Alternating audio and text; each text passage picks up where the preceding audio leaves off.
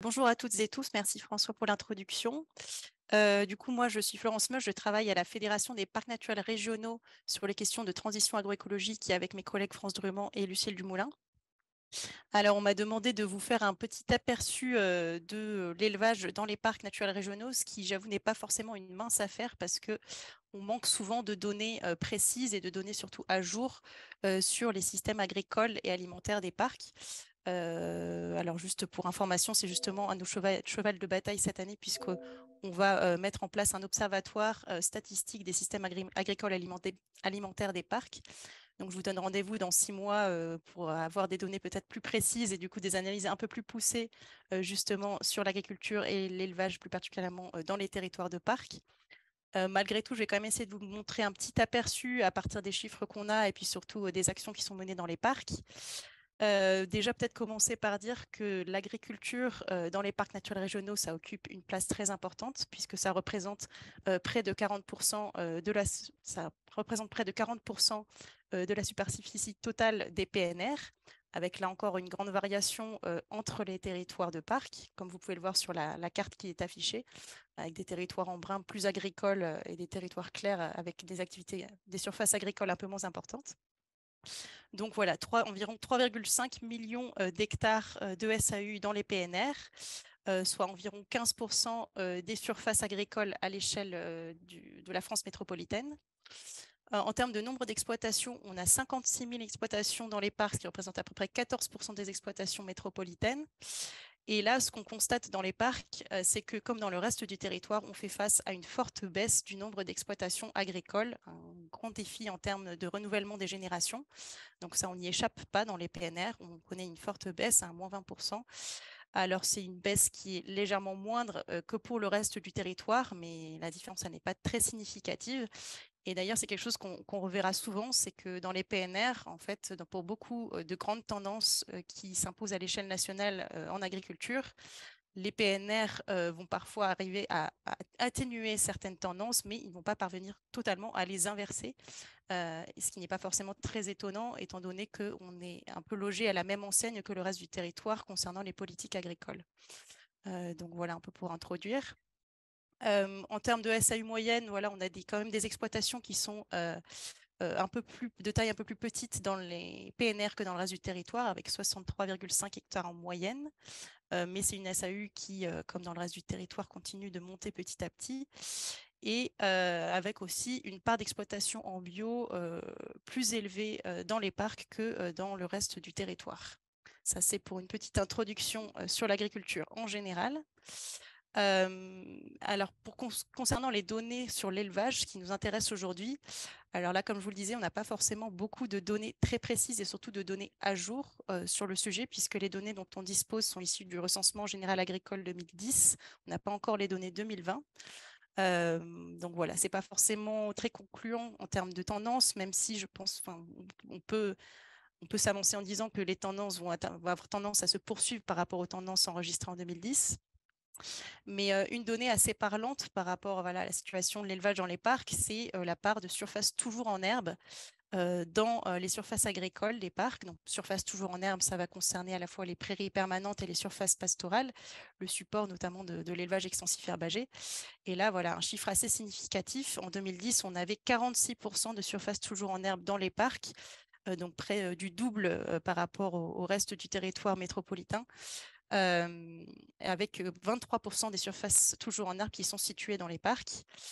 Alors, là encore, comme dans le reste du territoire métropolitain, on constate en 2010 encore une baisse, une érosion de ces surfaces toujours en herbe dans les parcs, comme dans le reste du territoire, avec quand même une érosion un peu moindre dans les parcs, un peu plus maîtrisée, même si la différence n'est pas énorme. Et en termes de cheptel, on a un cheptel de 3,4 millions d'UGB, donc tous animaux confondus dans les parcs naturels régionaux, ce qui représente à peu près 13% du cheptel euh, à l'échelle du territoire métropolitain. Là encore, les parcs n'échappent pas à la baisse tendancielle du cheptel. C'était le cas en 2010, je pense que ce sera toujours le cas en 2020. Donc voilà, on n'échappe pas à la tendance, à la baisse des troupeaux d'élevage, du cheptel qui a lieu à l'échelle de l'ensemble du territoire, même si là encore, cette baisse est un peu moindre dans les parcs. Et puis, je vous ai mis également les chiffres pour le cheptel bovin, puisque les bovins représentent quand même la majorité des élevages, enfin la majorité de l'élevage dans les PNR est constituée par des élevages bovins. D'ailleurs, vous pouvez le voir ici dans le graphique qui représente les orientations technico-économiques des exploitations en 2010. Donc, il vous donne un peu une idée de la répartition des élevages dans les parcs comparé au reste du territoire métropolitain. Et on constate voilà, que dans les parcs, on va avoir quand même proportionnellement beaucoup moins d'élevage hors sol, un petit peu moins d'élevage en polyculture et polyélevage, et par contre, davantage d'élevage herbivore, ovins, caprins, bovins viande, bovins mixtes et bovins lait, et notamment davantage proportionnellement davantage d'élevage en ovins et en bovins viande, qui sont les principaux élevages en élevage extensif herbagé. Donc voilà pour les principaux chiffres. Et effectivement, bon, sans surprise, c'est vraiment ce que l'on constate dans les parcs, c'est que les PNR sont des territoires avec une identité très marquée par l'élevage extensif herbagé. Alors là encore, avec des variations selon les territoires, mais pour les territoires fortement concernés par l'élevage, c'est souvent l'élevage extensif herbagé qui est fortement mis en avant, avec un élevage qui est très lié à des paysages et à une biodiversité remarquable. Donc, je pense notamment à tout ce qui est prairies fleuries, prairies humides, surface pastorale, pelouse, landes, bois pâturés, etc. On a aussi un élevage qui est souvent lié à des races locales emblématiques, des races qui sont très ancrées dans le territoire et qui ont d'ailleurs souvent un intérêt en termes de gestion des milieux, puisque ce sont des races souvent plus adaptées aux milieux caractéristiques du territoire. Donc, on a par exemple les vaches aubrac, les brebis cause du Lot, pardon. Et puis aussi, en dehors de tout ce qui est élevage d'herbivores, on va aussi avoir des races emblématiques telles que la boule gatinaise. Et enfin, on va aussi avoir des types d'élevage qui sont fortement liés à des produits du terroir, des produits souvent liés à des signes officiels de qualité. Donc, je pense notamment à l'AOP bleu du Vercors, à l'AOP bleu du Gex, l'AOP Salaire, l'AOP Taureau de Camargue et bien d'autres encore. Et pour un rappel aussi en termes de chiffres, près de 98% des communes situées dans les PNR sont également situées sur le territoire d'un signe officiel de qualité et d'origine. Donc voilà un peu pour un aperçu de l'élevage et de l'agriculture dans les parcs. Mais voilà, dans les PNR, il y a vraiment cet objectif justement de pouvoir préserver activité agricole et biodiversité. Donc les PNR mènent de nombreuses actions justement pour pouvoir préserver et développer aussi les modèles d'élevage agroécologiques qui ont un impact positif sur l'environnement.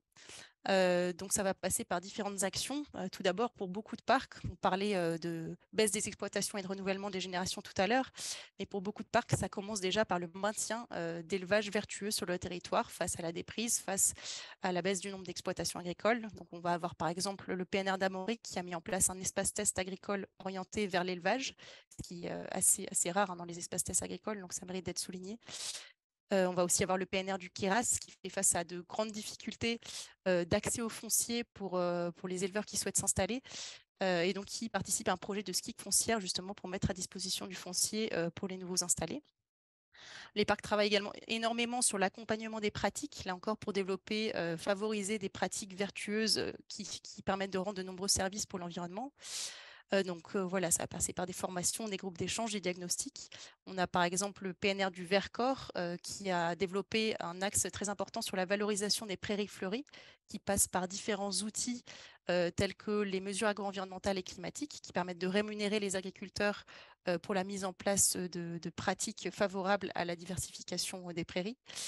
Ça va passer également par le concours Prairies Fleuries, alors qui désormais s'appelle Concours des pratiques agroécologiques et qui permet de valoriser, de mettre en avant justement des éleveurs qui ont des pratiques très intéressantes en termes de diversité sur leur prairie, de diversité notamment des espèces.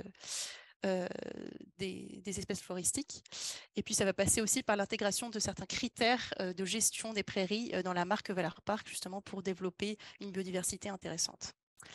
Et enfin, les actions des parcs, elles vont également, et c'est un peu systématique dans le travail des parcs sur l'agriculture, les actions des parcs, elles vont également chercher à faire le lien entre les pratiques et les débouchés et la partie alimentation, la partie aval. Donc, notamment le développement de filières et de débouchés qui permettent de valoriser justement des pratiques vertueuses, donc dans une logique de la fourche à la fourchette.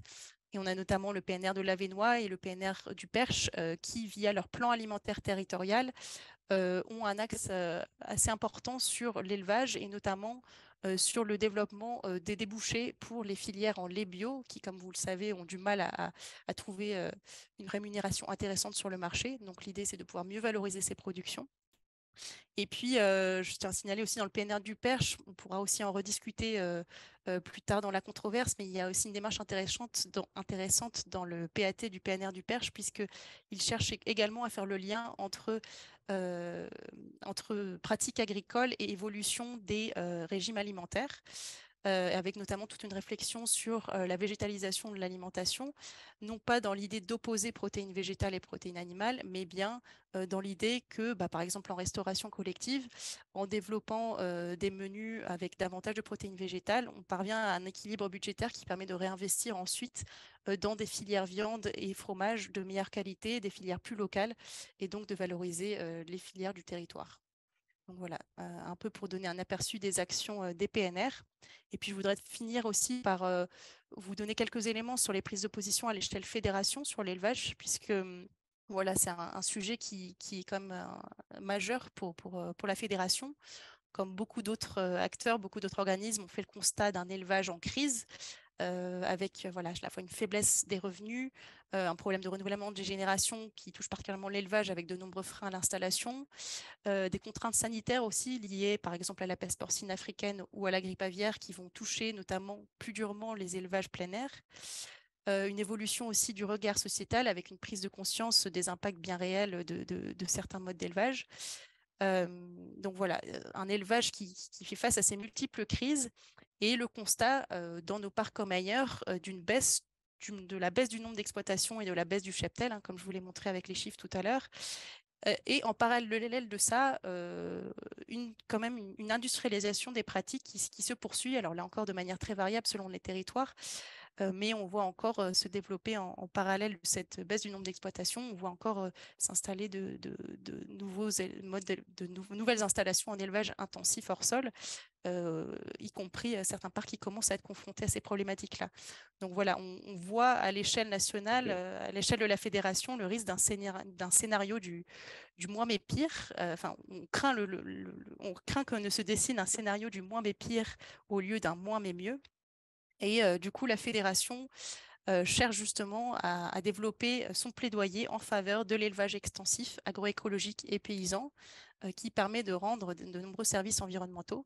C'est un plaidoyer qui se traduit notamment à travers le travail sur la politique agricole commune, pour laquelle on a demandé un meilleur ciblage des aides pour les élevages agroécologiques.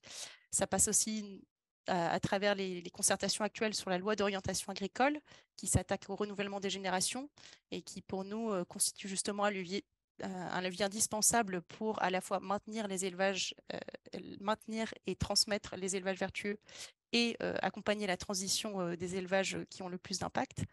Ça va passer aussi par des stratégies sur la différenciation des produits issus d'élevage vertueux, l'adaptation également des normes de biosécurité pour éviter de voir trop impacter les élevages en plein air dans les filières porcines et avicoles.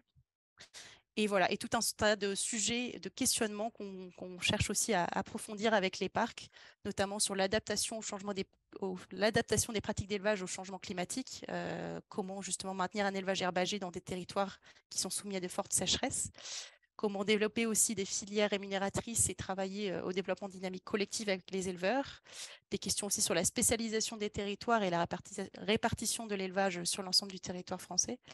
Et puis, voilà, des questionnements sur la place de l'élevage face à l'évolution des demandes sociétales. Donc, tout un tas de questions qu'on pourra développer dans la suite de la controverse. Je vous remercie. Merci, Florence. Voilà, donc je te laisse couper le diaporama. Et je passe tout de suite, sans transition, la parole à Christian Couturier. Christian, c'est à vous. Je vous remercie de m'avoir invité pour cette controverse. Donc, j'ai accepté de défendre ce que vous appelez le regard numéro 1, donc pour souligner les impacts négatifs de l'élevage et la nécessité d'anticiper les mutations, y compris dans les territoires des parcs naturels, je cite. Et comme j'avais dit à François Mito, j'aurais aussi bien pu défendre le regard numéro 2, mais là, mon rôle, c'est d'exposer une thèse, c'est la règle qui nous est fixée, Ça ne veut pas dire que Solagro la soutient en intégralité, je tenais à le préciser. Donc, vous l'aurez compris, hein, le titre de ce débat de controverse, il est un peu provocateur, hein. Moi, je vais lever le suspense immédiatement. La réponse pour nous, évidemment, c'est oui, bien sûr, l'élevage a un avenir dans les parcs naturels régionaux et Solagro travaille depuis 40 ans aujourd'hui à la promotion de formes d'élevage durable, hein. Vous pouvez voir par exemple ici la carte des zones qui sont définies comme des territoires à haute valeur naturelle, hein. Donc, la méthode HVN, c'est une méthode qu'on a mis au point avec le Centre commun de recherche de la Commission européenne et qui n'a rien à voir avec la méthode HVE, hein, je tiens aussi à le préciser. Et la corrélation avec les territoires des PNR est assez élevée, mais pas complète. À droite, vous pouvez voir aussi deux exploitations en élevage bovin qui sont présentées sur notre site qui s'appelle OSAE, hein, un excellent site qui présente un certain nombre de pratiques agroécologiques et qui contient essentiellement des exploitations agricoles qui pratiquent l'élevage.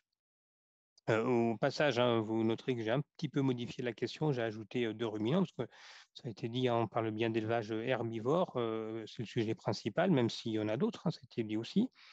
Par ailleurs, il faut s'entendre sur ce qu'on appelle l'élevage paysan, et ça nous emmènerait dans un certain nombre de débats, et puis on n'aura pas le temps d'aborder tous les sujets, donc je vais faire court, hein. Pour moi, la question, principalement, c'est un avenir, mais lequel? Ça serait la question à laquelle, si on a le temps, on aimerait bien pouvoir répondre. Donc, toujours pour continuer sur la mise en contexte, hein, sur ce graphique, j'ai reporté le nombre de vaches laitières. Donc là, c'est que le cheptel laitier depuis 1980 sur l'ensemble de la France métropolitaine.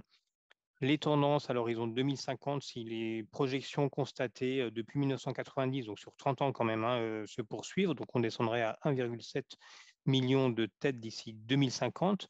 J'ai aussi reporté la projection qu'on avait fait avec le scénario After à l'horizon 2050, donc avec une projection à 2,7 millions de têtes. Et pour rappel, le point de départ, hein, donc en 2013-14, c'était 3,7 millions de têtes et on est aujourd'hui à 3,3. Donc, il faut bien conserver cette réalité en tête quand on parle d'élevage de ruminants. On assiste à un phénomène, hein, qui est mal anticipé, qui n'est pas planifié, qui n'est pas assumé, qui est insuffisamment accompagné. Donc, je vais vous présenter le regard numéro 1 en listant les impacts négatifs de l'élevage de ruminants pour qu'on puisse mieux comprendre, hein, les points de vue qui défendent la réduction du nombre d'animaux. Donc, les critiques sur l'élevage sont anciennes, hein, donc on ne va pas remonter aux philosophes grecs, hein, on va rester sur les critiques contemporaines. Une première famille de critiques, c'est dans les années 70, hein, ça portait sur l'efficacité des systèmes de production animale, hein, c'est par exemple les travaux de Pimentel, hein, qui est un scientifique américain à l'époque des chocs pétroliers où on se préoccupait de l'efficacité dans l'usage des ressources, hein, dans tous les secteurs d'activité, pas que dans l'énergie, mais aussi dans le secteur agricole. Ensuite, on est passé d'une approche par les ressources à une approche plutôt par les impacts. Donc ça, c'est notamment le rapport de la FAO en 2006, hein, le Livestock Long Shadow, qui notamment a constitué une prise de conscience importante collective, hein, des impacts de l'élevage. Et c'est peut-être la première fois qu'une institution de cette importance a abordé le sujet dans une vision assez systémique. Donc, depuis, on a vu aussi des rapports qui tentent d'évaluer les services apportés par l'élevage, hein, et qui viendraient contrebalancer au moins en partie les impacts négatifs. Donc, c'est l'expertise collective de l'INRAE qui a fait l'objet d'une publication chez Quae en 2019. Et puis, face à cette approche systémique qu'on peut qualifier de en défense de l'élevage de ruminants, entre guillemets, hein, parce que ce n'est pas si simple. On voit aussi s'opposer des critiques systémiques. Donc, une des plus récentes, par exemple, c'est celle du célèbre journaliste du Guardian, hein, Georges Monbiot, en 2022. Et donc, les critiques de Pimentel, hein, qu'on retrouve aussi dans tous les travaux qui tentent de décrire le métabolisme général de l'agriculture des pays riches, sont toujours d'actualité, même s'ils sont moins présents aujourd'hui dans la littérature scientifique. Donc, ça découle d'un fait élémentaire, hein, qui est que quand on passe d'un niveau trophique à un autre, l'efficience, c'est-à-dire le rapport entre les calories végétales, enfin les calories ingérées, hein, et les calories générées, c'est de l'ordre de 10%. On a une efficacité qui est à peu près 1/10. En gros, en France, aujourd'hui, pour produire 1 calorie animale, on mobilise globalement 8 calories végétales. Ça, c'est pour l'ensemble des élevages français, hein, donc ruminants et monogastriques. Alors, on reviendra peut-être plus tard sur ce graphique, si on a le temps, hein, qui présente les principaux flux énergétiques du système alimentaire français et que j'ai réalisé à partir de nos travaux les plus récents sur les bilans énergie et carbone de l'alimentation. Alors, pour rappel, hein, il faut insister aussi sur le fait que les animaux ne sont pas des producteurs primaires. Ce sont des hétérotrophes, hein, donc tout ce qu'ils produisent, c'est une conversion de la biomasse végétale. Seuls les végétaux sont capables de transformer le gaz carbonique et l'eau en matière organique via la photosynthèse à l'aide de l'énergie solaire, hein. C'est pour ça qu'on qualifie les végétaux d'être autotrophes, pardon, qui sont, ça veut dire autotrophes, qui sont capables de s'alimenter seuls. Eux, les animaux restituent l'azote, ils restituent la matière organique, alors sous des formes différentes des matières ingérées, mais ils ne génèrent ni azote ni matière organique. Seconde critique, c'est l'impact des productions animales sur le climat. Les émissions de gaz à effet de serre sont bien plus élevées pour les productions animales que pour les productions végétales, et les viandes du ruminant émettent entre 20 et 60 kg CO2 par kilo de produits. Les seules productions végétales qui soient comparables, c'est le café et le chocolat. Et inversement, les produits végétaux riches en protéines, hein, on compare des produits animaux avec des produits végétaux riches en protéines, pas avec des fruits et les légumes, hein. Et donc, par exemple, le soja, les pois, les différentes variétés de noix, etc., émettent globalement moins de 1 kg de CO2 de CO2 équivalent, hein, par kilo de produit. Donc ça, c'est un résultat qui est solide, hein. Ici, ce graphique, il repose sur 38 700 productions agricoles à travers 119 pays, et tous les travaux similaires arrivent à des conclusions assez voisines.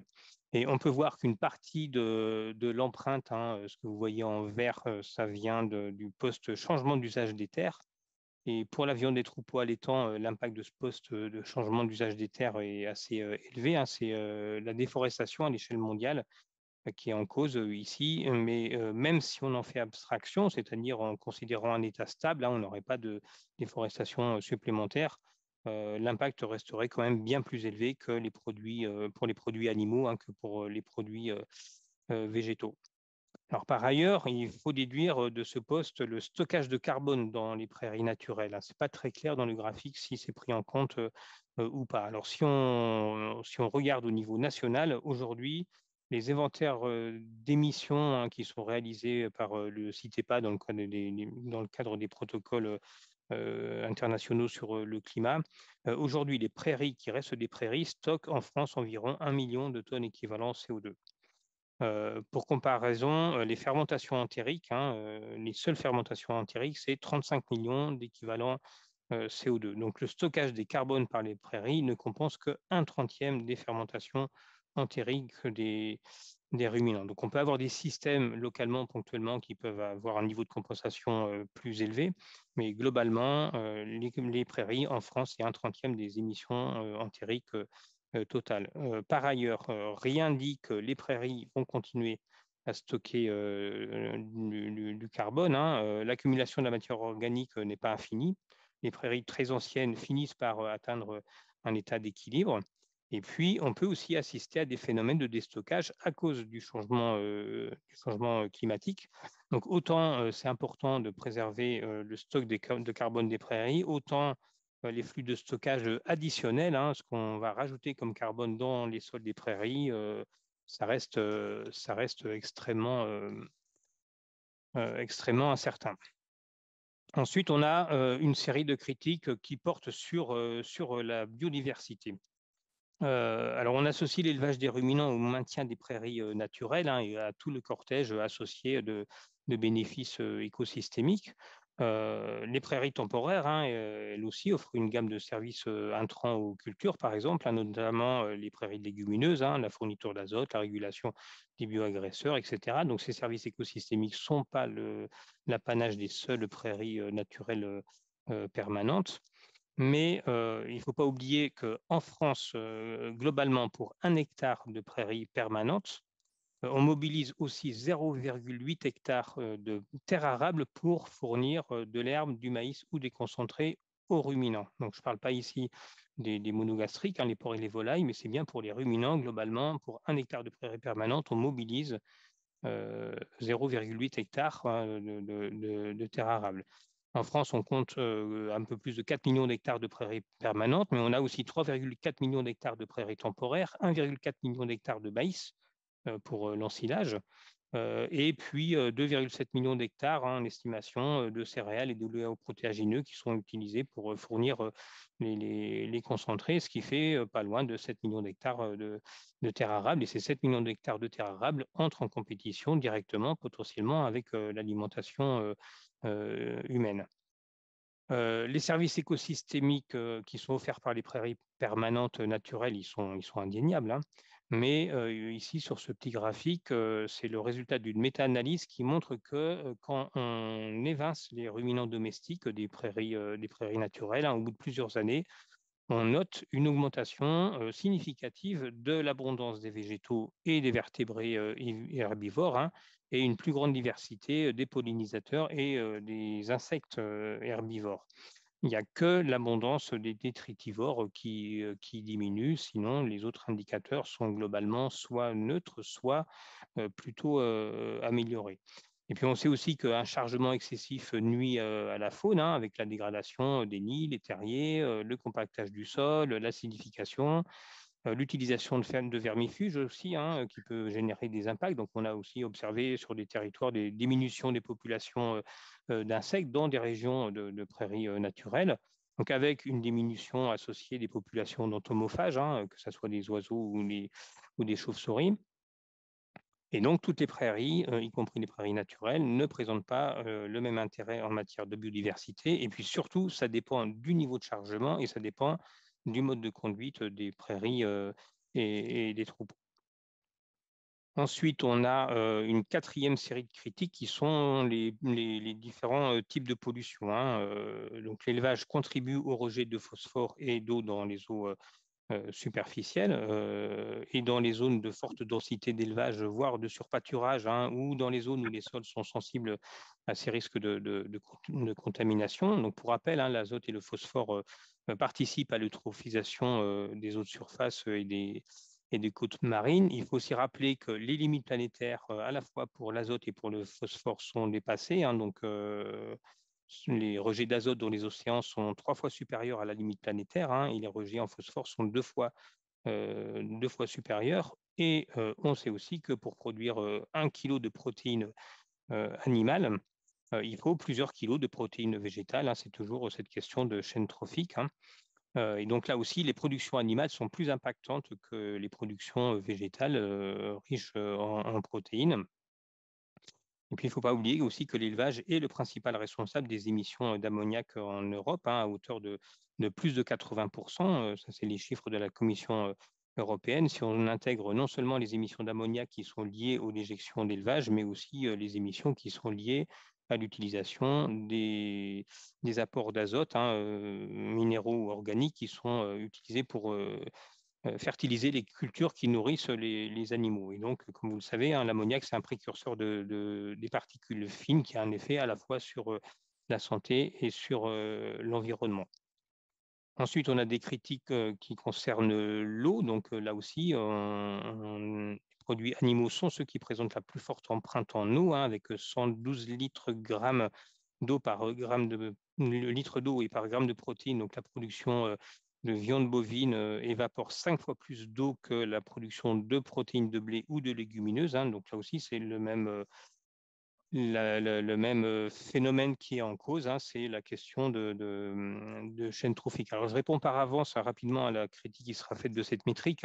Parfois, on considère qu'il ne faut pas prendre en compte toute l'eau, mais uniquement l'eau d'irrigation, ce qu'on appelle l'eau bleue, et non la totalité de l'eau qui est transpirée par la végétation, qui inclut l'eau prélevée dans les sols, ce qu'on appelle l'eau verte. Donc, on y reviendra peut-être tout à l'heure. Pour nous, il faut bien les deux indicateurs, à la fois l'eau bleue, mais aussi l'eau verte, parce qu'il y a une continuité entre tous les compartiments, c'est-à-dire la pluie, le sol, les nappes, etc. Donc, c'est bien l'ensemble qu'il faut prendre en compte, même si il faut le contextualiser comme beaucoup d'autres indicateurs. Et donc, quand on fait le bilan, l'élevage génère beaucoup d'impact. Si on prend la viande de bœuf, par exemple, comme référence à un niveau 1, on voit que sur tous les indicateurs, que ce soit le climat, les surfaces, l'énergie ou l'azote, ces indicateurs sont moins bons que toutes les autres alternatives, et notamment les alternatives végétales.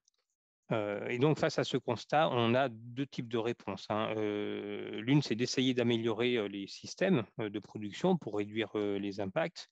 Et l'autre, c'est de réduire la demande. Et j'ajouterais aussi qu'il y a une troisième forme de réponse, qui est une forme de déni sur ces différents impacts. Alors, côté demande, la marge de manœuvre, c'est quoi? En France, on a besoin de 60 grammes de protéines globalement donc par jour et par adulte en moyenne pour satisfaire nos besoins physiologiques. On en consomme 80, donc ça c'est les enquêtes du CREDOC, dont 66% de protéines animales, et on est passé de 61 grammes de protéines animales par jour en 2010 à 50 grammes aujourd'hui, donc en l'espace d'une dizaine d'années. Et puis, on dispose de 120 grammes de protéines totales. Donc, ça, c'est les données de la FAO. Donc, on voit que 60 grammes de besoins physiologiques, 120 grammes de disponibilité, il y a un facteur 2, donc un facteur sur lequel on peut aussi jouer, alors avec des niveaux qui sont plus ou moins importants selon les différents scénarios. En tout cas, la diminution de la surconsommation d'une part et des pertes et gaspillages d'autre part, ça constitue un levier important pour diminuer notre empreinte globale. La végétalisation de l'alimentation, c'est aussi un autre levier qui est important. Et donc, pour nous, pour positionner correctement le débat, il faut se mettre d'accord d'abord sur les termes du débat. C'est ce qu'on a essayé de faire dans une note qu'on a publiée il y a 2 ans aujourd'hui, où on propose de borner le débat, c'est-à-dire plutôt que d'opposer le maintien du statu quo versus la suppression de l'élevage, qui nous paraissent deux postures qui sont assez stériles, parce que le statu quo, ce n'est pas la réalité, la suppression de l'élevage, c'est difficilement envisageable. On considère que le débat devrait s'inscrire dans une fourchette, donc une diminution du nombre d'animaux entre 1/3 et 2/3. Moins d'1 tiers parce que, au moins 1 tiers parce qu'à moins d'1 tiers, c'est impossible d'atteindre les objectifs globaux, pas que les objectifs climatiques, mais les objectifs multicritères globaux.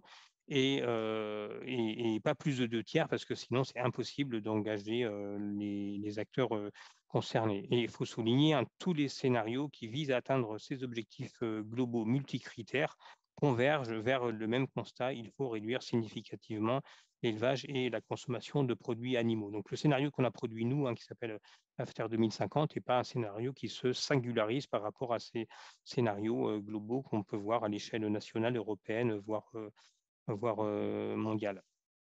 Et donc, pour revenir à la question initiale, c'est quelle est l'ampleur de cette réduction et surtout, quelle est la nature de cette réduction et quelles sont les mutations à anticiper et à accompagner. Donc, pour ça, on a produit une note, la note de la Fabrique écologique à laquelle j'ai participé, justement, qui cherche à imaginer les compromis à réaliser entre la diminution du nombre de ruminants et le maintien des prairies naturelles. Et donc, je terminerai ici en espérant qu'on puisse avoir le temps de discuter de ces propositions. Parfait, merci beaucoup Christian. Alors, je rappelle que vous pouvez poser des questions en utilisant l'espace de discussion. Il n'y a pas encore beaucoup de questions, mais pendant les interventions, bien évidemment, cet espace de discussion est ouvert. Alors, sans transition, je passe maintenant la parole à Jean-Baptiste Dolé. Jean-Baptiste, c'est à vous. Bonjour. Donc, merci effectivement de me donner l'opportunité d'aborder cette question. Alors, au sein de l'Institut de l'élevage, alors je vais d'abord partager mon écran. Donc, au sein de l'Institut de l'élevage, ça fait maintenant une vingtaine d'années que l'on travaille sur cette problématique autour de l'élevage. Vous voyez mon écran là? Oui? Oui. Parfait. Ouais. En mode plein écran, c'est bon? Donc, ça fait Oui, maintenant oui, c'est bon. plus d'une vingtaine d'années que l'on aborde cette question des problématiques agroécologiques, des problématiques environnementales, de manière à, lorsque l'on parle d'impact, on l'a vu là dans les propos de Christian Couturier, il y a tout un aspect autour des méthodologies d'évaluation. Et le rapport de la FAO occultait un peu cet aspect autour de la méthodologie, du périmètre d'évaluation, etc. Donc moi, je vais revenir sur les différents points qu'a évoqué Christian Couturier, avec un angle un peu différent, vous comprendrez. Mais on va voir tout au long de cet exposé qu'en fait, il y a déjà beaucoup de choses qui ont été faites et encore des marges de progrès pour les filières d'élevage, sachant qu'elles ont, on va le voir également, pas mal de vertus agroécologiques relatives aux différents aspects. Alors, en introduction, vous avez évoqué la notion d'industrialisation des systèmes d'élevage, des systèmes de production. Alors, je voudrais simplement refaire un peu une photographie de l'exploitation bovine en France. C'est une exploitation qui est donc la ferme bovine française de petite taille, basée sur l'utilisation des surfaces, et donc on a de très fortes autonomies fourragères et protéiques sur ces exploitations. Je vous remets aussi ici les cartes de France, en fait, avec les effectifs. On va y revenir, les effectifs baissent assez considérablement, mais malgré tout, la carte de France reste valable avec le positionnement des exploitations dans les différentes régions. Et vous verrez que le positionnement de ces exploitations et de ces effectifs en vaches laitières et vaches allaitantes permet d'expliquer beaucoup de la situation actuelle en matière de co-bénéfices environnementaux. Et ensuite, un autre élément qui est important, dans la mesure où nous sommes sur des exploitations de petite taille avec valorisation des productions de l'exploitation, des productions fourragères ou des productions de concentrés, on a un cycle du carbone et de l'azote. Et donc, avec une valorisation des déjections animales, une valorisation des fourrages produits sur les exploitations. Et donc, pour nous, c'est important d'avoir cette vision globale du système d'exploitation avec ces cycles vertueux. Et l'objectif pour nous est de réduire les pertes carbonées, les pertes azotées, tout au long du cycle de valorisation. Et donc, c'est l'objet en fait des travaux que l'on conduit actuellement et depuis pas mal de temps, en lien avec la problématique de qualité de l'eau, d'émissions d'ammoniac, émissions de gaz à effet de serre. Il y a un autre élément ici, c'est la diversité de l'assolement. Et donc, on voit en fait que les exploitations d'élevage, si vous vous rappelez des cartes précédentes sur la localisation des vaches laitières et des vaches allaitantes, en fait, permettent d'expliquer en fait une diversité de l'assolement dans nos systèmes français, dans nos différentes régions. Et ça, c'est un élément qui est très important à avoir en tête, alors même si on a perdu en diversité entre 1970 et aujourd'hui. Mais néanmoins, ça, c'est un élément qu'il faut avoir en tête, puisque là aussi, ça va permettre d'expliquer un certain nombre d'éléments factuels que l'on peut mettre en évidence par rapport en fait, à la biodiversité, la qualité des sols, le stockage de carbone, etc. etc. Et donc, de fait, l'activité d'élevage contribue à cette diversité de l'assolement. Ensuite, et donc Christian Couturier l'a rappelé, c'est-à-dire qu'il n'y a pas simplement une problématique, parce qu'on parle souvent de l'activité d'élevage au travers des émissions de gaz à effet de serre. Certes, on a des émissions de gaz à effet de serre associées à la digestion de la cellulose avec le méthane entérique, mais il faut surtout éviter de faire une analyse monocritère et de regarder l'ensemble des compartiments environnementaux. Et donc, on parle d'ammoniac, on parle de gaz à effet de serre, on parle de fertilité des sols. Et donc là, il y a un élément très important aussi sur lequel il faut mettre l'accent, c'est maintenir cette fertilité des sols dans les différentes zones de production. Un lien très fort également avec la consommation d'eau, et dans la situation que l'on vit actuellement avec les sécheresses répétées, c'est un enjeu également très important. Le lien avec la qualité de l'eau et l'eutrophisation, et on y reviendra, et ensuite la biodiversité, et donc au travers des territoires, maintien des paysages et contribution à la biodiversité.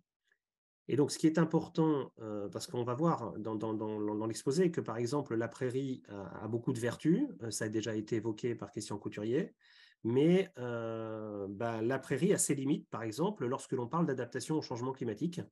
Et donc, il faut aussi intégrer cette question-là dans l'adaptation de nos systèmes de production, c'est-à-dire que, alors que jusqu'à maintenant, on prévoyait la prairie pour du pâturage estival de façon assez récurrente dans tous nos systèmes, dans toutes nos régions, aujourd'hui, il faut repenser le mode de pâturage et peut-être prévoir des stocks de fourrage pour la période estivale quand les prairies ne produisent plus.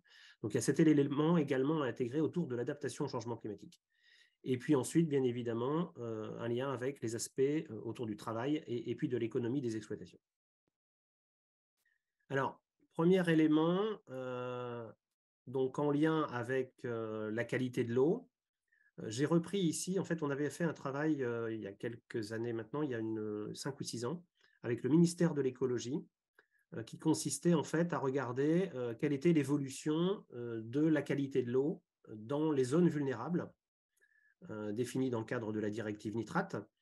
Donc, vous savez qu'en fait, il y a eu tout un programme de mise en conformité des exploitations d'élevage qui a été engagé avec la directive nitrate dans les années 1990. Et ce programme, en fait, a permis une meilleure valorisation des déjections animales dans les exploitations, une meilleure collecte, un meilleur stockage, une meilleure valorisation agronomique et un moindre recours aux engrais de synthèse. Et donc, ce qui fait qu'en fait, on observe entre les années 1997, donc là, ce sont les points de prélèvement d'eau, en fait, et donc ce sont des données issues du ministère de l'écologie, où on observe, en fait, entre 1997 et 2014-2015, une amélioration forte de la qualité de l'eau dans les zones d'élevage. Et donc là, on ne retrouve que les zones vulnérables, mais on observe la même chose également dans les zones non vulnérables. Voilà, donc ce qui veut dire une meilleure gestion organique. Et puis, lorsque l'on fait le bilan azoté à l'échelle d'une exploitation, il y avait dans les présentations précédentes des éléments autour de ce bilan azoté. Vous voyez qu'ici, entre 1995, donc sachant que la mise en conformité des élevages a débuté dans les années 90, et 2013, on a une réduction des intrants azotés, et notamment des engrais de synthèse, et donc on le retrouve au niveau des statistiques de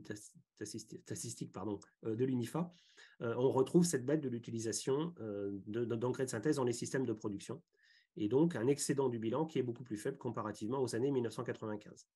Alors aujourd'hui, il y a encore aussi des marges de progrès sur cette gestion de l'azote qui est engagée au travers de différents programmes, mais déjà une amélioration constatée.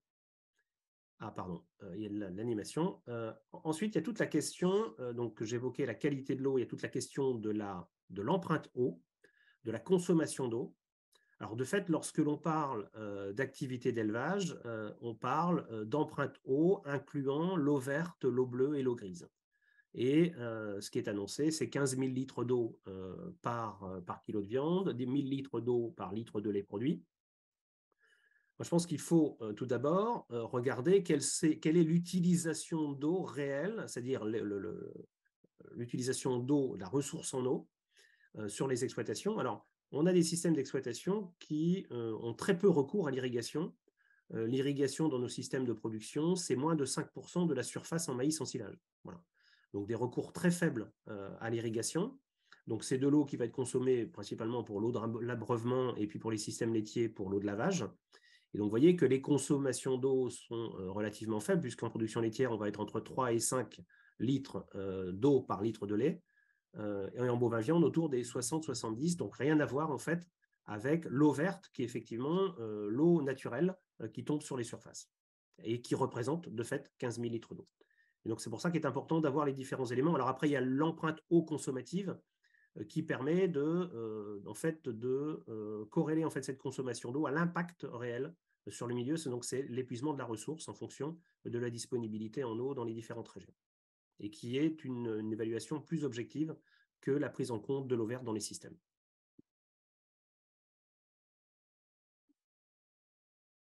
Autre élément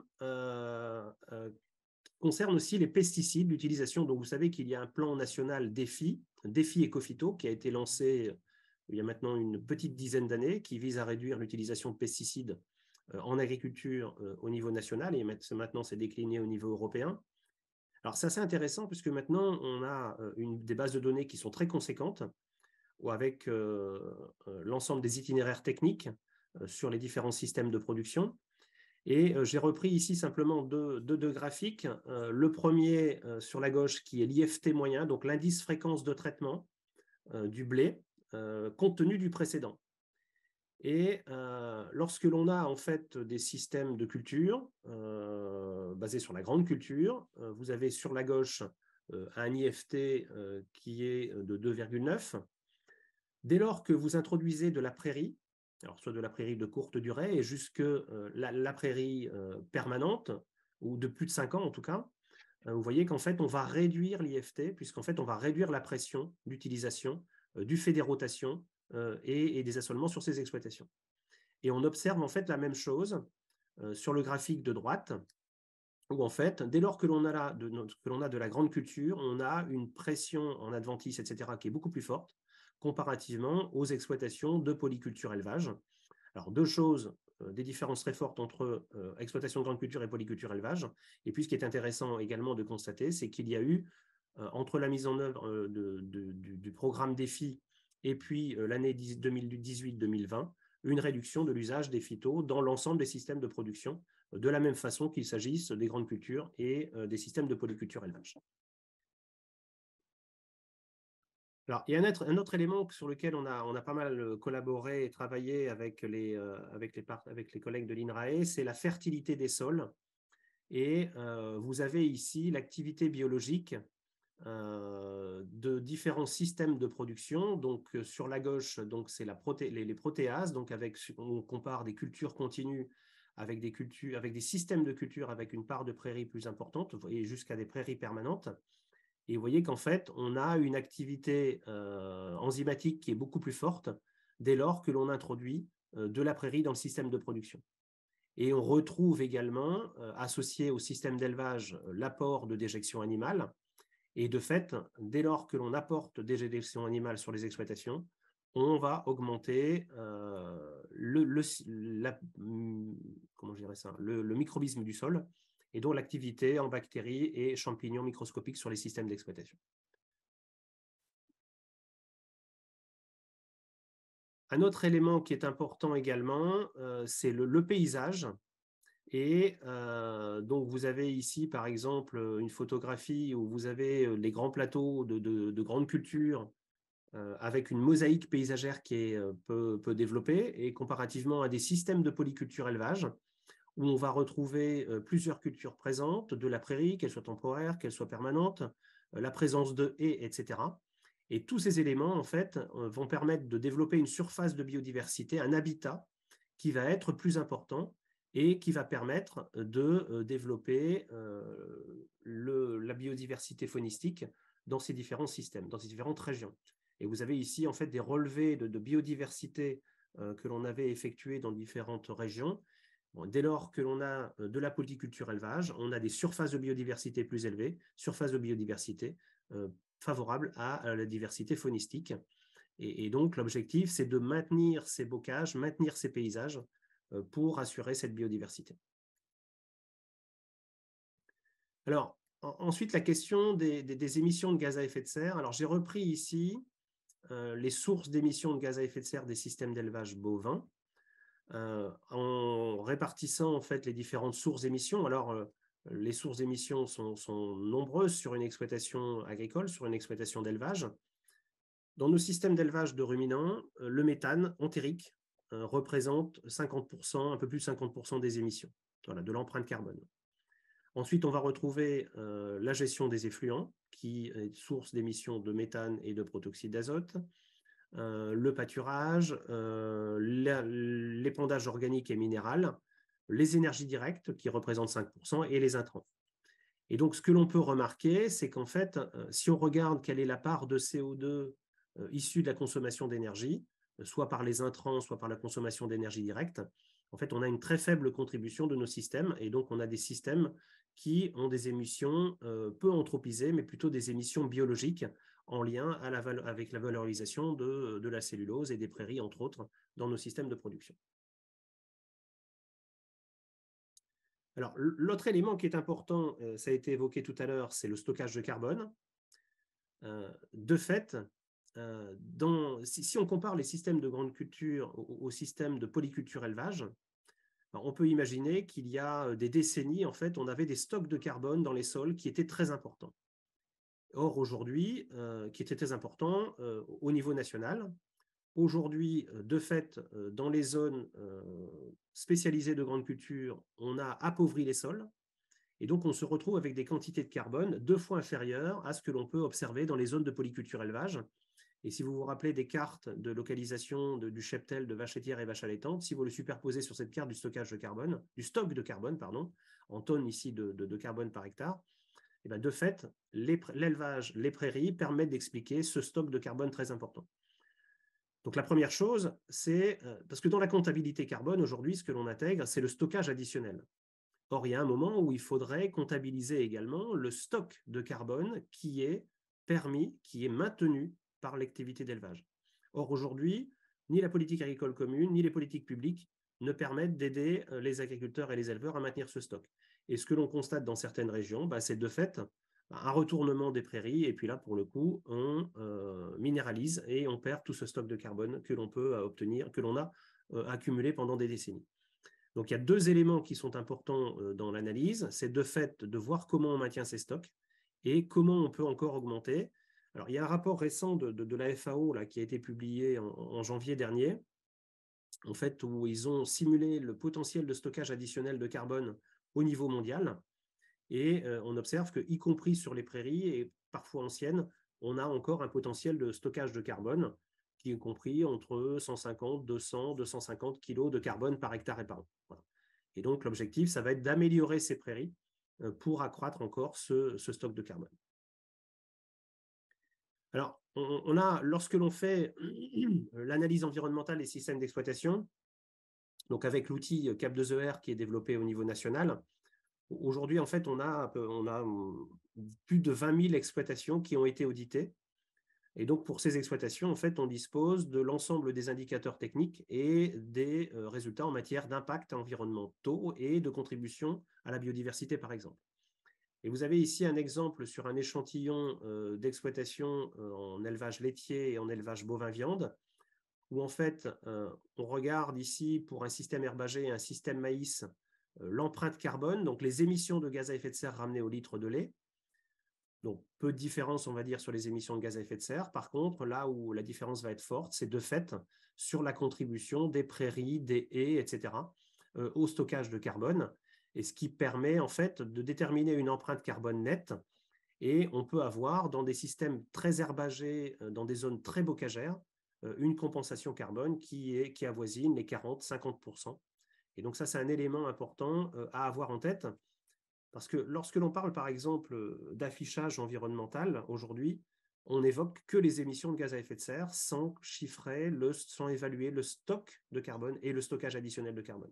Donc ça, c'est un élément très important à avoir en tête lorsque l'on fait le bilan climatique ou carbone des systèmes de polyculture élevage. Alors, ce qui est intéressant aussi, c'est qu'en fait, par rapport à cette problématique… Ce sont les dernières diapos, Jean-Baptiste? Pas tout à fait, non. Il faut accélérer alors. Oui, je vais accélérer. Par rapport à cette problématique autour du changement climatique et de l'agroécologie, il faut savoir qu'il existe aujourd'hui de nombreuses pratiques qui permettent d'améliorer l'efficience de nos systèmes de production, autour de la gestion du troupeau, autour des consommations d'énergie, de la gestion de l'azote, etc., etc. Et donc, il est possible assez facilement aujourd'hui de réduire d'ici 2030 de 20% notre impact carbone. Et donc ça, par rapport à l'objectif de neutralité carbone en 2050, c'est insuffisant, mais on sait qu'il y a d'autres leviers derrière, autour de la génétique, qui nous permettront d'aller plus loin dans la décarbonation pour répondre aux objectifs de neutralité carbone. Et il y a dans ce cadre des plans de carbone, des plans agroécologiques développés par les filières qui sont en œuvre maintenant depuis pas mal de temps, et ce qui permet d'avoir en fait un nombre de producteurs très importants engagés dans ces démarches de progrès.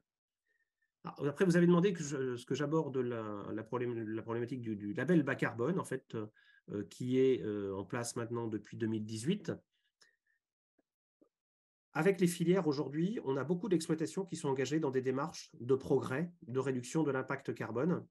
L'objectif du label bas carbone, c'est d'aller au-delà et c'est de quantifier la réduction des émissions de gaz à effet de serre permises par les programmes et de certifier ensuite cette réduction d'émissions de gaz à effet de serre pour commercialiser ce CO2 sur le marché du carbone. Donc, c'est quelque chose qui est tout à fait effectif aujourd'hui. Il y a 3000 exploitations engagées dans le label bas carbone et qui sont engagées sur un plan de progrès sur une durée de 5 ans. Et donc ça, c'est une démarche qui est quand même très vertueuse puisque ça permet de quantifier, de communiquer sur les progrès réalisés et de valoriser économiquement la réduction des émissions de gaz à effet de serre. Et donc, vous avez ici, par exemple, un plan d'accompagnement des agriculteurs, des éleveurs, dans ces démarches de progrès où il faut réaliser un audit, construire un plan d'action et accompagner techniquement ce producteur durant 5 années de mise en œuvre des projets. Et ce qui va être important aussi, et c'est ce que permet aujourd'hui France Carbone Agri au niveau national, c'est de mettre en relation les différents acteurs territoriaux entre les agriculteurs qui engagent des démarches de progrès, les organismes de conseil, le ministère qui certifie les réductions et les acheteurs de crédit carbone qui souhaitent accompagner les exploitations au niveau local, au niveau national, dans une stratégie de décarbonation. Alors, il y a un autre élément, effectivement, qui est… Jean-Baptiste, il va falloir… oui, je termine ensuite. Que l'on constate ensuite, c'est qu'effectivement, on a une réduction du nombre d'éleveurs, une réduction des effectifs animaux qui est assez conséquent. Et donc, quelle sera la conséquence sur les prairies et sur les systèmes d'élevage? On ne constate pas forcément aujourd'hui de baisse de la production de viande, de baisse de la consommation de viande au niveau national. Elle a été réduite par habitant, mais globalement, elle reste assez stable. Et donc, ce que l'on voit aujourd'hui, en fait, c'est un recours à l'importation de viande. Et donc, l'importation de viande qui a généralement un impact carbone plus élevé que nos systèmes de production. Donc, en fait, on ne fait que déporter, délocaliser cette problématique du changement climatique. Et donc, c'est important de ne pas uniquement raisonner à l'échelle nationale, mais à l'échelle beaucoup plus globale, puisque cette problématique du changement climatique, elle n'est pas uniquement à l'échelle d'une région et d'un pays, mais à l'échelle globale. Et vous voyez ici que les empreintes carbone des produits importés sont supérieures aux empreintes carbone de nos systèmes de production en France et en Europe. Donc, par rapport à cette problématique, au sujet que l'on évoque aujourd'hui, donc de fait, oui, l'élevage de ruminants a une place dans les parcs naturels.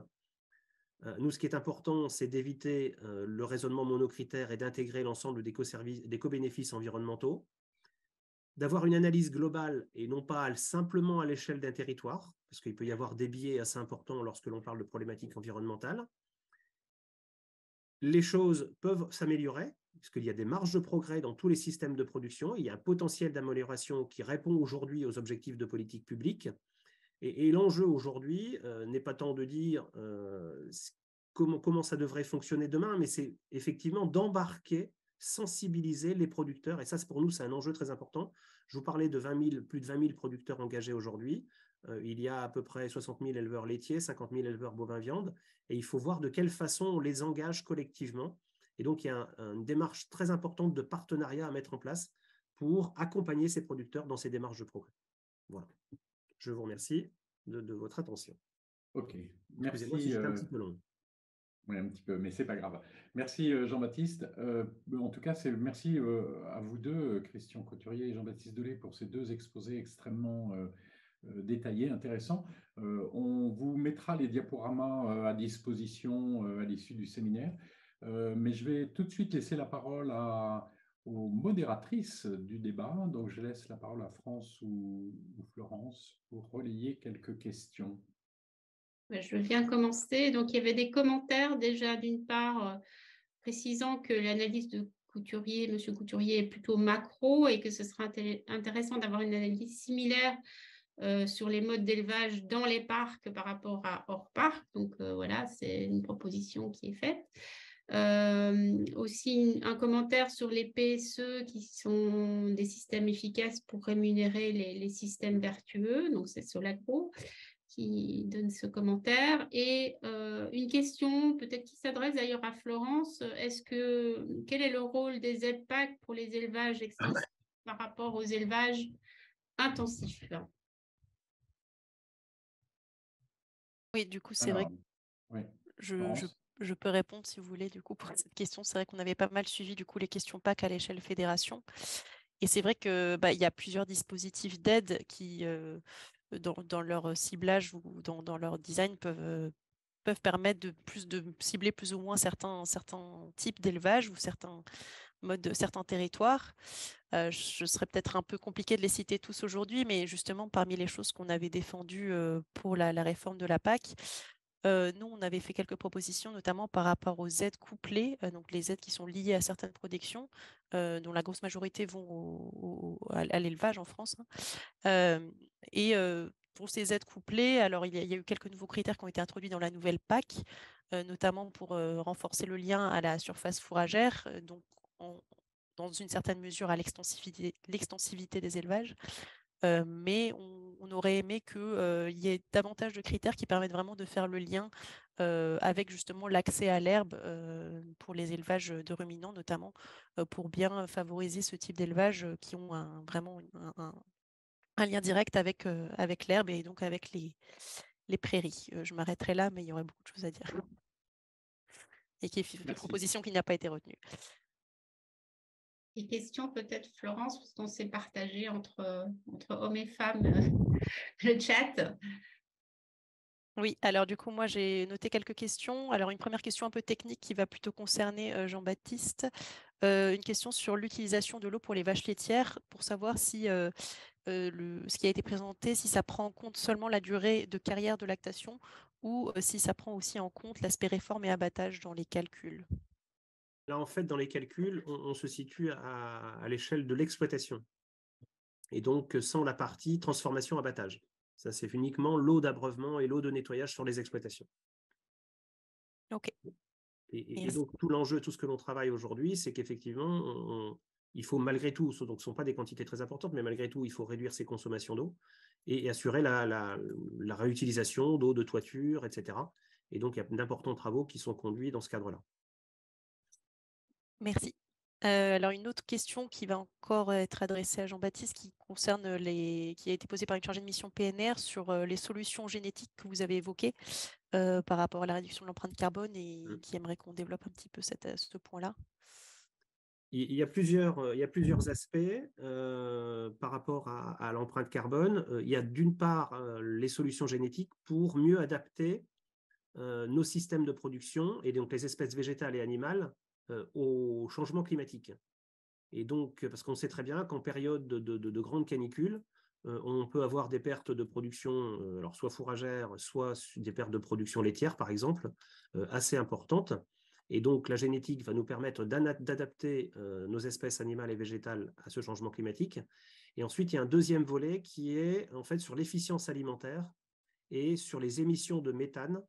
Et donc là, il y a des travaux qui datent maintenant en Nouvelle-Zélande et des travaux plus récents au Canada qui montrent qu'en fait, il y a un lien entre la génétique et les émissions de méthane. Et donc, il y a toute une recherche à faire parce qu'aujourd'hui, on n'a pas sélectionné les animaux sur les émissions de méthane et sur l'efficience alimentaire un peu, mais pas suffisamment sur les émissions de méthane.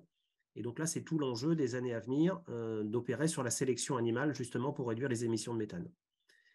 Et sachant qu'ensuite, sur les émissions, si je continue, pas forcément en lien avec la génétique, mais si je continue sur les émissions de méthane, il y a tous les travaux qui sont conduits actuellement également sur l'utilisation d'algues, par exemple, qui vont permettre également de réduire les émissions de méthane de 35-40%, donc de façon assez conséquente dans nos systèmes de production. Et donc ça fait partie des pistes de demain qui sont en train d'être explorées. Alors, est-ce que vous avez des questions pour Christian Couturier? Alors oui, il y a des questions, une qui va peut-être plus concerner Christian Couturier, d'une chargée de mission de PNR qui demande si on peut distinguer les impacts positifs ou négatifs des élevages laitiers par rapport aux élevages allaitants. Et si dans un contexte de baisse de l'élevage, il faudrait encourager l'un plutôt que l'autre. Il me semble qu'il y a des éléments là-dessus dans vos scénarios, Christian.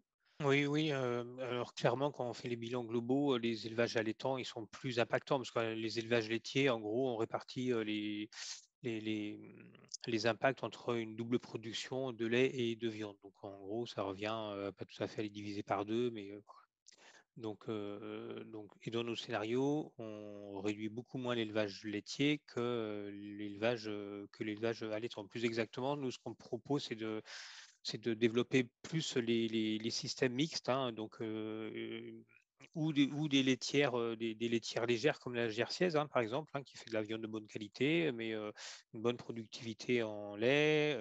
Et par contre, c'est le ratio lait sur viande qui est plus intéressant.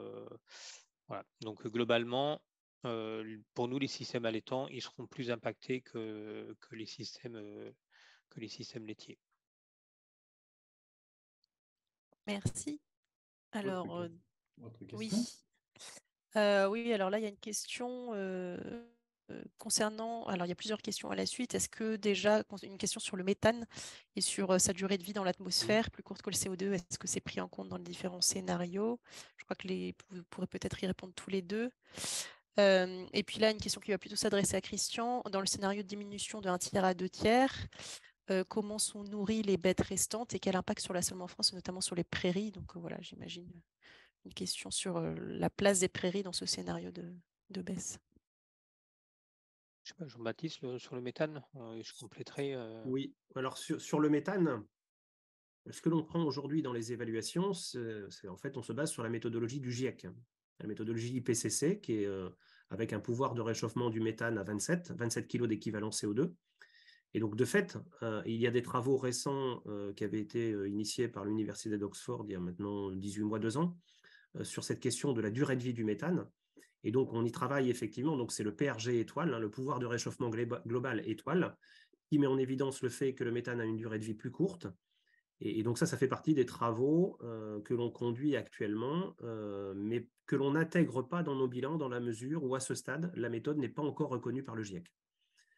Ça fait partie des pistes méthodologiques. On sait que les pistes méthodologiques vont encore être travaillées pendant des années, alors sur les émissions de gaz à effet de serre, sur le stockage de carbone, etc. Mais ça fait partie également des pistes, et pour le coup, ça réduirait assez considérablement l'impact carbone de l'élevage de ruminants.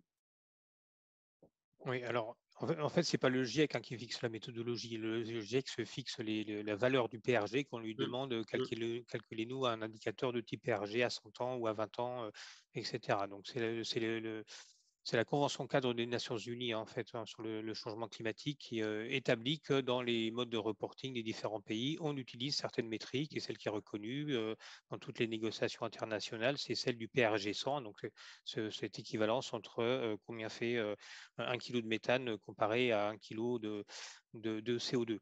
Les climatologues, eux, ils utilisent des modèles de climatologie qui ne tiennent pas du tout compte du PRG.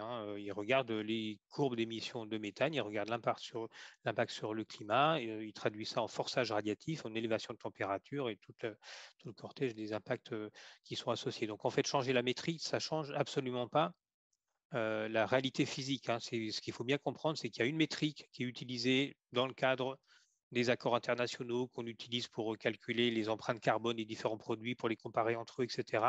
Comme toute métrique, elle est assez imparfaite. Donc le PRG pour le méthane, comme c'est un gaz qui se comporte différemment du CO2, c'est assez imparfait. Mais en fait, quand on regarde des budgets méthane indépendants, nous, on plaide pour utiliser des budgets méthane indépendants du budget CO2. Et quand on regarde les budgets méthane, donc sans se préoccuper de savoir si c'est plus ou moins que le CO2, parce que c'est pas ça, c'est pas la même dynamique. Le PRG 100, il est de 28, mais si on raisonne à 20 ans, il est de 80. Et en fait, on ne peut pas faire coller un rond dans un carré. C'est pour ça que la métrique, que ce soit PRG étoile ou PRG 100, de toute façon, ça sera toujours imparfait. Il y aura toujours des défauts. Par contre, on sait que les scénarios qui permettent d'atteindre 1 degré 5, donc ça, je vais vous présenter. Voilà, si je peux partager mon écran très rapidement. Voilà, donc ça, c'est une diapo qui montre les scénarios méthane. Donc, pour atteindre, je ne sais pas si j'ai le bon affichage. Donc, on voit ici qu'à l'horizon 2050, il faut au moins réduire de 33% les émissions de méthane d'ici 2030 et au moins de 50% d'ici 2050, sachant que le méthane des fermentations entériques représente autant que le méthane qui vient des énergies fossiles. Donc, changer la métrique, c'est juste changer le thermomètre, mais ça ne changera pas la maladie. Et l'histoire du PRG et du étoile, pour nous, ça ne nous convainc absolument pas. Je pense que ça va plutôt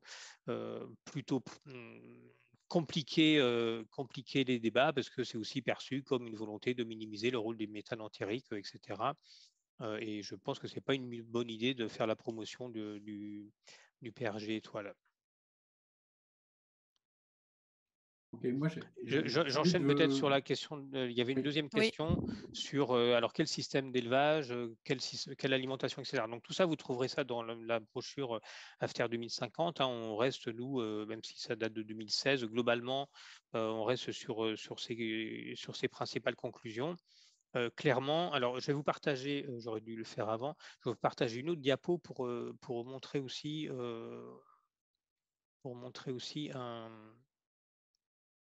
pourquoi on dit ça. Voilà, globalement, nous, ce qu'on défend, c'est des systèmes plus herbagés. Hein, comme je le disais tout à l'heure, quand on a 1 hectare de prairie permanente, on a 0,8 hectares de terre arable qui sert à nourrir les animaux. Ce qu'on veut préserver, nous, c'est principalement les prairies permanentes, parce que c'est là où il y a le maximum de biodiversité, même si les prairies temporaires jouent un rôle aussi qui n'est pas inintéressant dans le cadre des rotations des cultures, comme ça a été dit tout à l'heure. Là, ici, sur cette diapo, vous voyez la répartition des surfaces entre les différentes les surfaces qui produisent des fourrages. Hein. Donc, vous avez les prairies permanentes peu productives, dont les parcours, les alpages, etc. Vous avez les prairies permanentes productives, donc le total, ça fait 9,2 millions d'hectares, je crois, à peu près. Vous avez les prairies temporaires, les prairies légumineuses. Hein. Il y a, dans les années 70, on avait 3,5 millions d'hectares de légumineuses. Aujourd'hui, ça a pratiquement disparu. On doit être à moins de 300 000 hectares, même si ça revient un petit peu. Vous avez l'ensilage de maïs et puis les cultures, les autres fourrages qui sont relativement marginales. Et puis à droite, vous avez les niveaux de production. Et vous voyez que globalement, la production de ressources fourragères est produite à moitié sur les prairies naturelles et pour moitié sur des terres arables. Et donc nous, dans nos projections, on cherche à maintenir cette moitié de production sur les prairies naturelles. Par contre, sur les terres arables, il y a débat. Hein, c'est-à-dire que pour nous, il faut aussi travailler sur des systèmes de grande culture durables, sans animaux, parce qu'on ne va pas réintroduire des animaux dans le bassin parisien, dans le bassin aquitain, enfin dans le Lauragais, etc., où ça sera relativement marginal. Donc, de toute façon, on n'a pas le choix que de travailler sur des systèmes durables sans ou avec peu d'animaux, en tout cas avec des chargements qui sont bien inférieurs à 1 UGB à l'hectare, par exemple. Voilà. Et donc, dans nos systèmes, on privilégie les systèmes à l'herbe. Alors, des systèmes pas intégralement à l'herbe, il n'y en a pas beaucoup à part la Normandie. C'est pour ça que, même en termes de bilan d'azote, on voyait tout à l'heure que c'est particulièrement efficace parce que c'est des systèmes qui s'y prêtent du point de vue pédoclimatique. En gros, on a de l'herbe abondante toute l'année. Ailleurs, c'est plus compliqué. Donc, si on veut être moins dépendant et des importations, des concentrés, des tourteaux et des terres arables, mais il faut privilégier les systèmes herbagés et réduire l'utilisation des terres arables pour nourrir les ruminants, pour prioriser d'autres usages. Moi, j'ai une question à vous deux, parce que je pense que vous êtes tous les deux d'accord sur le fait que l'élevage va continuer de diminuer, peut-être à des niveaux d'étiage que vous analysez de façon différente, mais dans un contexte de diminution, est-ce que vous pensez que les politiques publiques doivent organiser ce reflux de l'élevage? Parce que vu Christian Couturier évoquait à l'instant le fait qu'on ne va pas réintroduire de l'élevage dans les zones de plaine, mais là où il y a de l'élevage en plaine, est-ce qu'il faut diminuer l'élevage prioritairement dans ces zones-là? Est-ce que il faut diminuer dans les zones traditionnelles d'élevage? Et on évoquait les territoires de parc. Comment vous voyez cette diminution? Parce qu'aujourd'hui, la diminution de l'élevage se fait au travers et un petit peu entre guillemets anarchique, c'est-à-dire que les éleveurs arrêtent ici ou là, mais il n'y a pas de, comment dire, on pourrait imaginer des politiques publiques beaucoup plus sélectives. Hein, et sur quoi faudrait-il mettre les critères de sélection? Est-ce que c'est la performance carbone? Est-ce que c'est quoi? Je pense que ça, c'est des vraies questions qui, à un moment ou l'autre, vont vite se poser. Peut-être qu'elles se posent déjà dans les sphères. Bien sûr, disons que oui, alors c'est ce qu'on a dit à plusieurs reprises. Hein. Florence a parlé du moins mais pire. Hein. Vous savez qu'il y a la campagne du moins et mieux défendue par les ONG, et typiquement moins de viande dans les assiettes, ça permet d'avoir de la viande de meilleure qualité. Donc ça, c'est la politique. Alors, je ne sais plus dans quel PNR ça a été mis en place, mais typiquement, ça, c'est une politique publique qui permet d'accompagner la mutation. Donc ça, on est bien dans le moins, et c'est le moins qui permet de financer le mieux. On ne peut pas tout avoir à la fois, et c'est là où il faut faire des choix. Et ce que je disais en introduction, c'est que cette évolution de l'élevage, donc avec une diminution quantitative qui ne s'accompagne pas forcément d'une amélioration qualitative sur certains points techniques, hein, on est d'accord, hein, avec Jean-Baptiste là-dessus, il y a des progrès, techniques, mais ils ne sont pas suffisants pour faire face à tous les défis. Donc l'accompagnement par les pouvoirs publics, il est pour nous absolument nécessaire. Et pour ça, il y a plusieurs mécanismes qui existent déjà aujourd'hui. Donc effectivement, le label bas carbone, c'est un des mécanismes, mais pour nous, il a des insuffisances. En gros, le label bas carbone, il finance l'efficacité. C'est-à-dire qu'on va produire 1 kg de lait ou 1 kg de viande avec moins d'émissions de gaz à effet de serre. Mais il ne finance pas la sobriété, c'est-à-dire réduire la consommation de lait ou de viande. Parce que si la balance commerciale de la France est dégradée, c'est OK, on produit moins, mais ça va être difficile de produire beaucoup plus, et surtout que la consommation n'a pas diminué à hauteur. Et donc, il faut aussi changer. Alors ça, c'est I4CE qui a publié récemment un papier là-dessus, qui dit qu'il faut que les pouvoirs publics changent de discours par rapport aux questions d'alimentation. Il faut mettre l'alimentation au centre de la problématique. Ça ne concerne d'ailleurs pas que les produits d'origine animale, hein, c'est ce que je vous ai montré tout à l'heure. On a besoin de 60 grammes de protéines par jour, on en a 120 à disposition.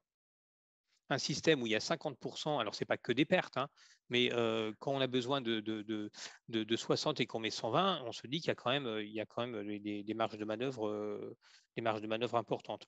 Donc le label bas carbone, il pourrait évoluer vers des mécanismes qui financent non seulement l'efficacité, mais qu'on les associe. Donc ça, c'est une des propositions qu'on a fait avec la Fabrique écologique, mais qui finance aussi des mesures de sobriété pour vraiment coupler les deux et éviter l'effet rebond. La sobriété, ça s'est reconnu que la sobriété, c'est le moyen pour éviter les effets rebonds dans à peu près toutes les politiques. Et on a les PSE, donc ils ont les dispositifs, hein, les paiements pour services environnementaux, qui peuvent aussi faire ça. C'est-à-dire qu'on parlait de maintenir le stock de carbone. Grosso modo, aujourd'hui, on a des systèmes d'aide qui aident au changement. C'est-à-dire que hier, on était payé pour arracher des haies. Aujourd'hui, on est payé pour replanter des haies. Dans l'intervalle, on a les mêmes haies, mais on a quand même perdu 30 ans de biodiversité entre les deux, quoi. Les PSE, ça doit permettre de financer le maintien des services écosystémiques, hein. Et donc, nous, on a beaucoup travaillé avec l'agence de l'eau Adour-Garonne, par exemple, hein. Ça permet de maintenir des prairies humides, ça me permet de maintenir des systèmes extensifs, etc.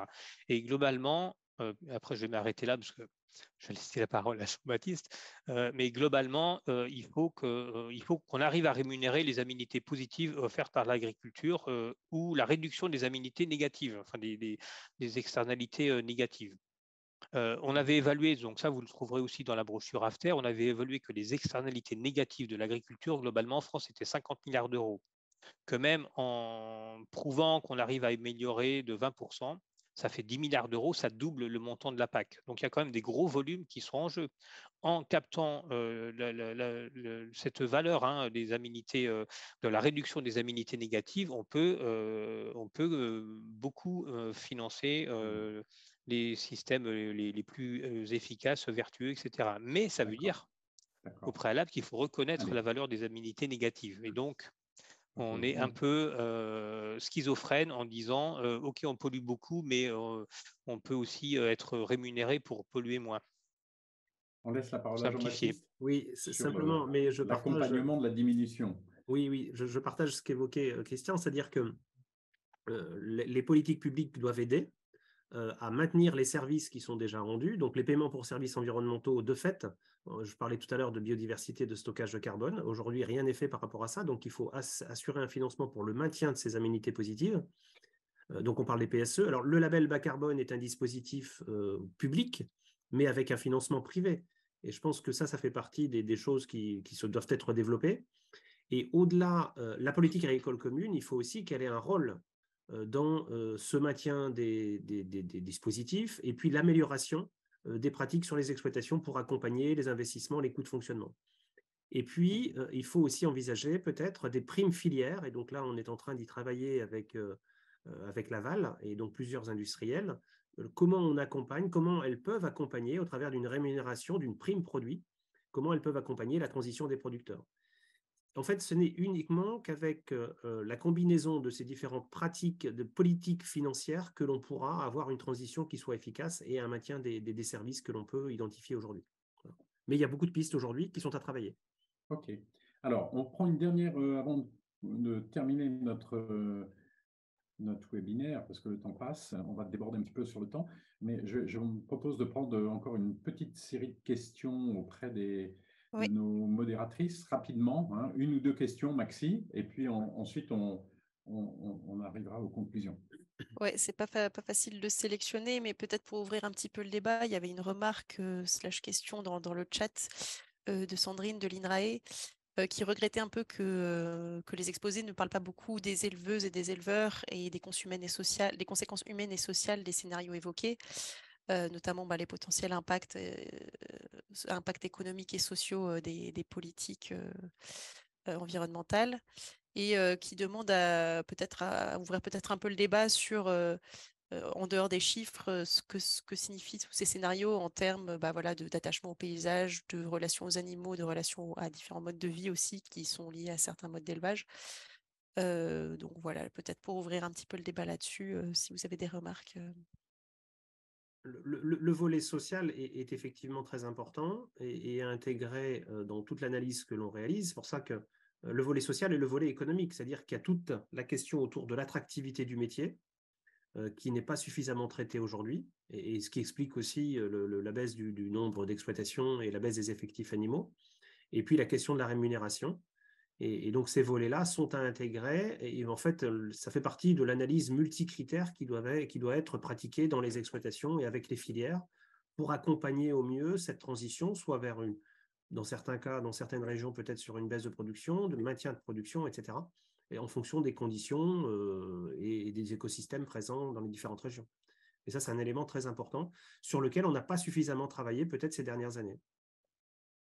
Clairement, ça rejoint ce que je disais aussi tout à l'heure, hein. Il faut arriver à mieux rémunérer le métier d'agriculteur. Et pour moi, récupérer sur les aménités, sur les externalités négatives évitées, je pense que c'est une des clés à l'avenir. Il ne faut pas voir les questions environnementales comme une contrainte supplémentaire, même si c'est beaucoup vécu comme ça par la profession, et que oui, c'est des contraintes supplémentaires, mais c'est une question de négociation. Il faut que la société accepte de rémunérer correctement les éleveurs dans les zones de PNR pour arriver à faire vivre les paysages. Il y a ça. Ensuite, il y a l'attractivité du métier. On parle des éleveurs, mais on ne parle pas beaucoup des vétérinaires et des systèmes d'élevage sans vétérinaire. Ça n'existe pas. Aujourd'hui, il y a aussi un déficit des vétérinaires. Et c'est aussi un métier qui perd beaucoup d'attractivité. Donc, c'est toute une filière, en fait. C'est tout un écosystème qu'il faut arriver à maintenir, hein. Vos collègues de Lidl qu'on avait interrogés dans le cadre de la fabrique écologique nous parlaient de l'ambiance laitière, hein, c'est-à-dire qu'il y a un moment sur un territoire, les gens ne parlent plus de leur métier, de leur production, d'éleveurs laitiers, d'éleveurs ovins, etc. Et donc ça disparaît. Et puis on a des outils industriels, donc une laiterie dans le Gers, je ne sais jamais, enfin, qui a fermé, enfin, qui n'a pas fermé, qui s'est converti à la production de lait végétal. Ça veut dire qu'autour, dans un rayon de 100 km, il n'y a plus de collecte du lait. Donc, il y a aussi de façon incrémentale, hein, on peut avoir des effets de seuil avec une filière entière qui disparaît. Donc, attention aux outils industriels, attention non plus à ne pas surinvestir, hein. Là aussi, il y a I4CE qui a publié tout récemment une étude sur le risque de mal investir dans les filières d'élevage, hein, et donc avec la notion d'actifs échoués. Il y a 1 milliard d'euros quand même, hein, tous les ans qui sont apportés comme aide publique à l'investissement dans les systèmes d'élevage. Donc il y a matière aussi à réfléchir vers quoi on flèche ces investissements. Et puis pour terminer aussi, il y a toute la question du retour des pratiques, enfin du travail collectif, hein. On sait que l'agroécologie, ça demande plus de compétences. Ça demande plus de compétences, et donc ça veut dire qu'il faut trouver des formes d'association. Alors ça peut être entre agriculteurs, ça peut être avec des prestataires, avec des entreprises de travaux, avec les coopératives. Enfin, il faut mettre plus d'intelligence collective dans l'évolution de ces systèmes, parce que c'est rare que les agriculteurs puissent s'en tirer seuls, hein. Et puis il faut aussi protéger ceux qui innovent et qui prennent des risques. Et puis il ne faut pas oublier qu'aujourd'hui, il y a, alors je crois que c'est en Bretagne, il y a la moitié des installations qui se font par des NIMA, hein, donc non issus du milieu agricole. Je crois que c'est ça, je n'ai plus le chiffre exactement. Mais ça aussi, c'est des phénomènes qu'il faut prendre en compte. Et donc, il y a aussi des jeunes qui veulent s'installer, qui veulent être agriculteurs, paysans, avec des systèmes qui ne sont pas forcément les systèmes dominants d'aujourd'hui ou les systèmes conventionnels. Et donc, il y a aussi toute une réflexion pour les accompagner et les protéger. Ok. France, une dernière question.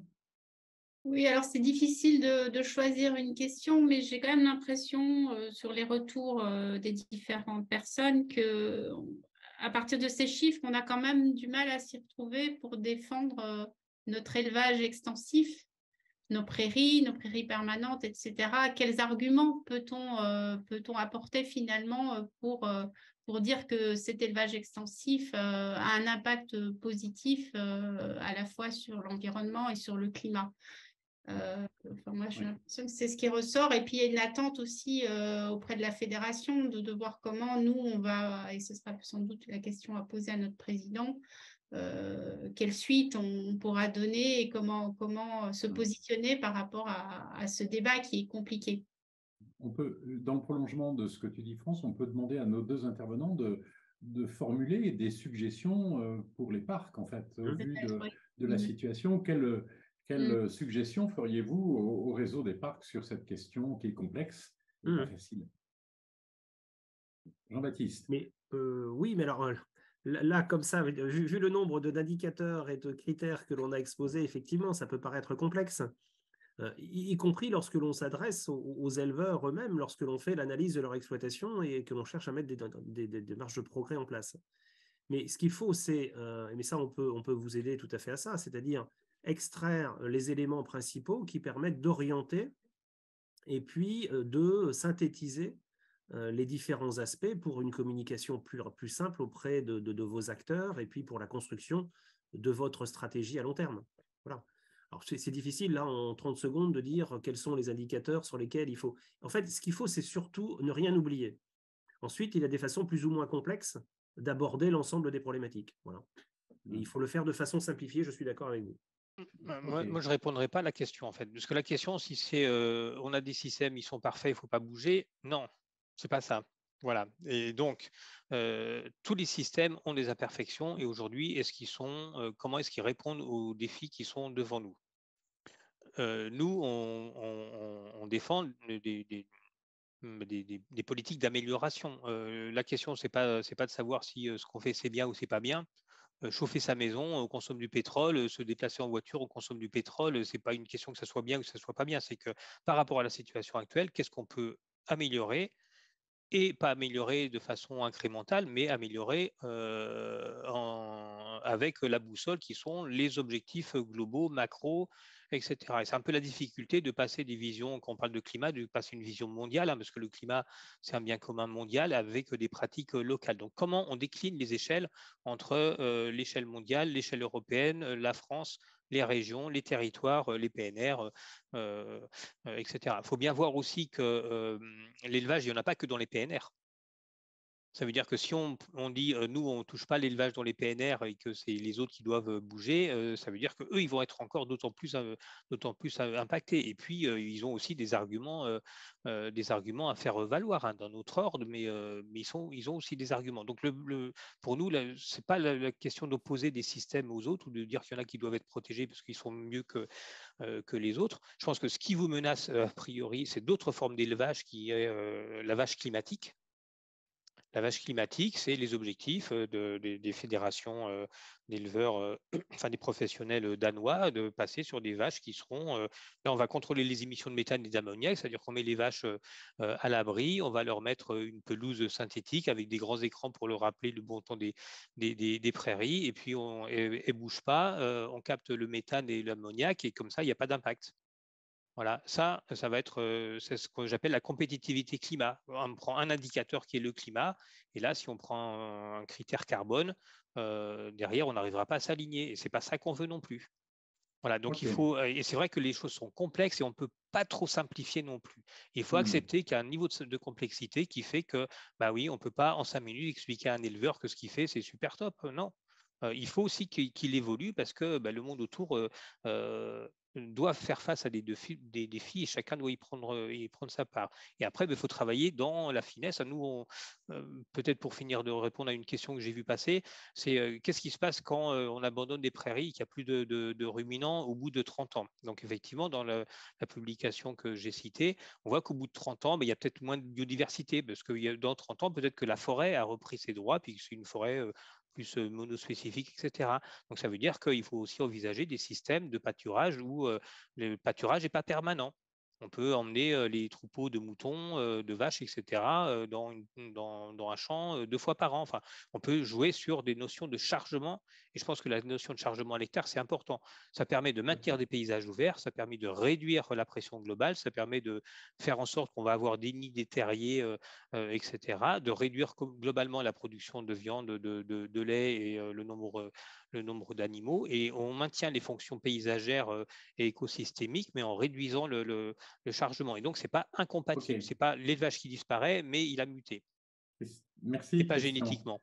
Merci. Alors, on arrive au terme de ce débat. Alors, j'ai demandé à Jean-Louis Perrault, qui représente le groupement d'intérêt scientifique Avenir Élevage, qui a bien voulu nous participer à ce débat. Alors, non pas pour relayer les différentes interventions, mais pour nous essayer de clarifier. On voit que c'est un sujet compliqué. Est-ce que de ce débat, vous pouvez ressortir quelques éléments de synthèse qui permettent aux participants d'y voir plus clair dans les enjeux, voilà.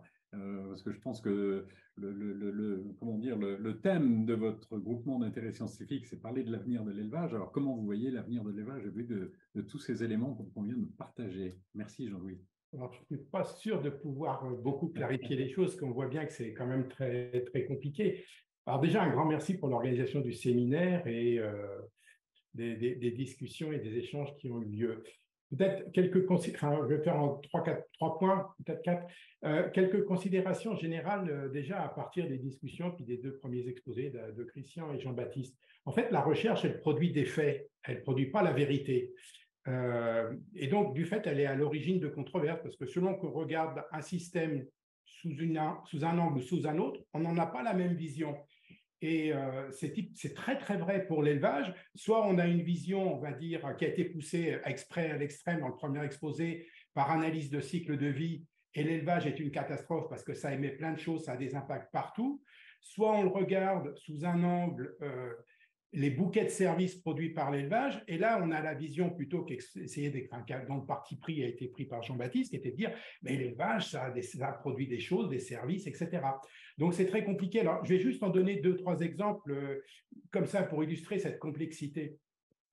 L'élevage utilise beaucoup de surface. C'est indéniable, 70% de la surface agricole du monde est utilisée par l'élevage. Mais plus de la moitié de cette surface, c'est des zones qu'on ne peut pas cultiver.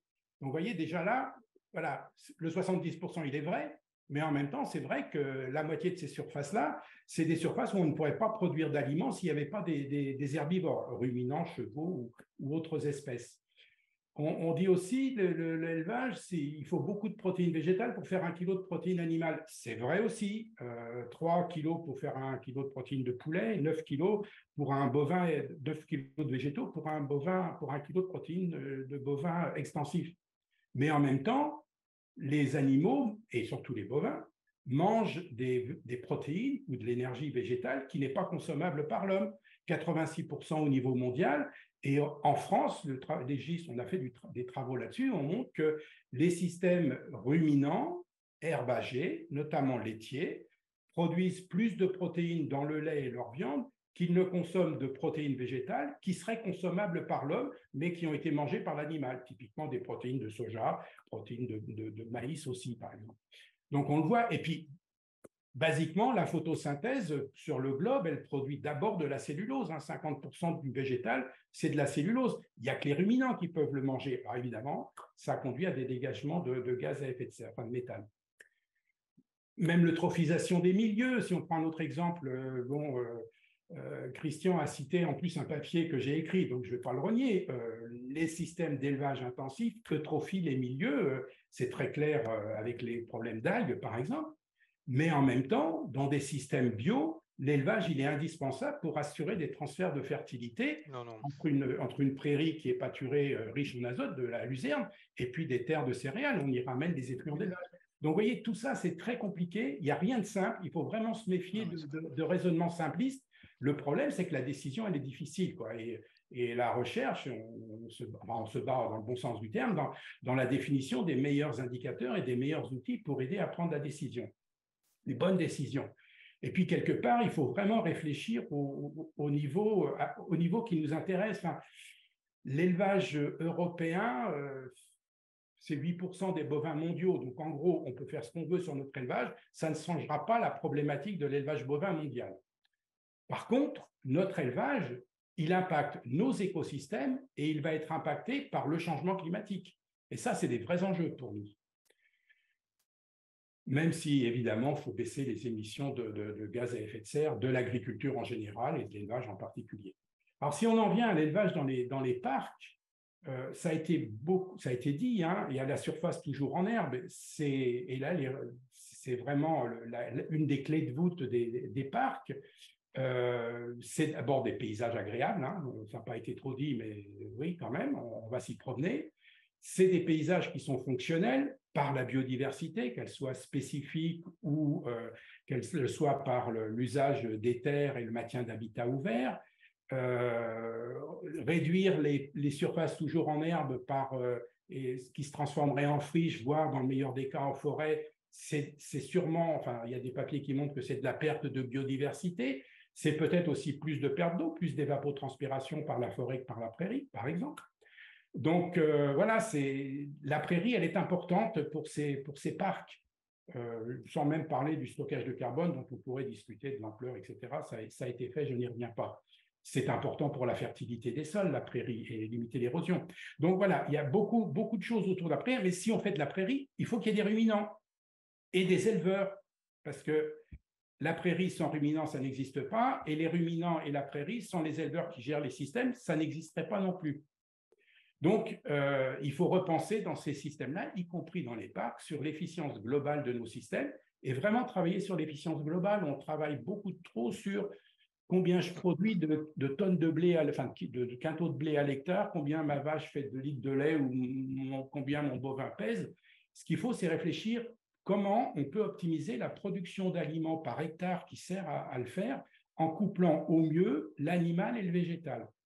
Ça, ce n'est pas trop posé comme question en général. Il y a quelques travaux en Hollande qui commencent d'aborder ça et on voit que pour optimiser ces systèmes, il faut sûrement moins d'élevage qu'aujourd'hui, mais il faut un élevage de ruminants d'abord et un élevage de ruminants qui mangent de l'herbe. Alors, quelles sont les menaces pour demain? La première, moi je pense, vraiment, il y en a deux très très fortes. Il y a le changement climatique qui va vraiment impacter la production de fourrage. Ça se voit déjà et ça va être un frein vraiment fort pour les systèmes herbagers, qui soient dans les parcs ou qui ne soient pas dans les parcs d'ailleurs.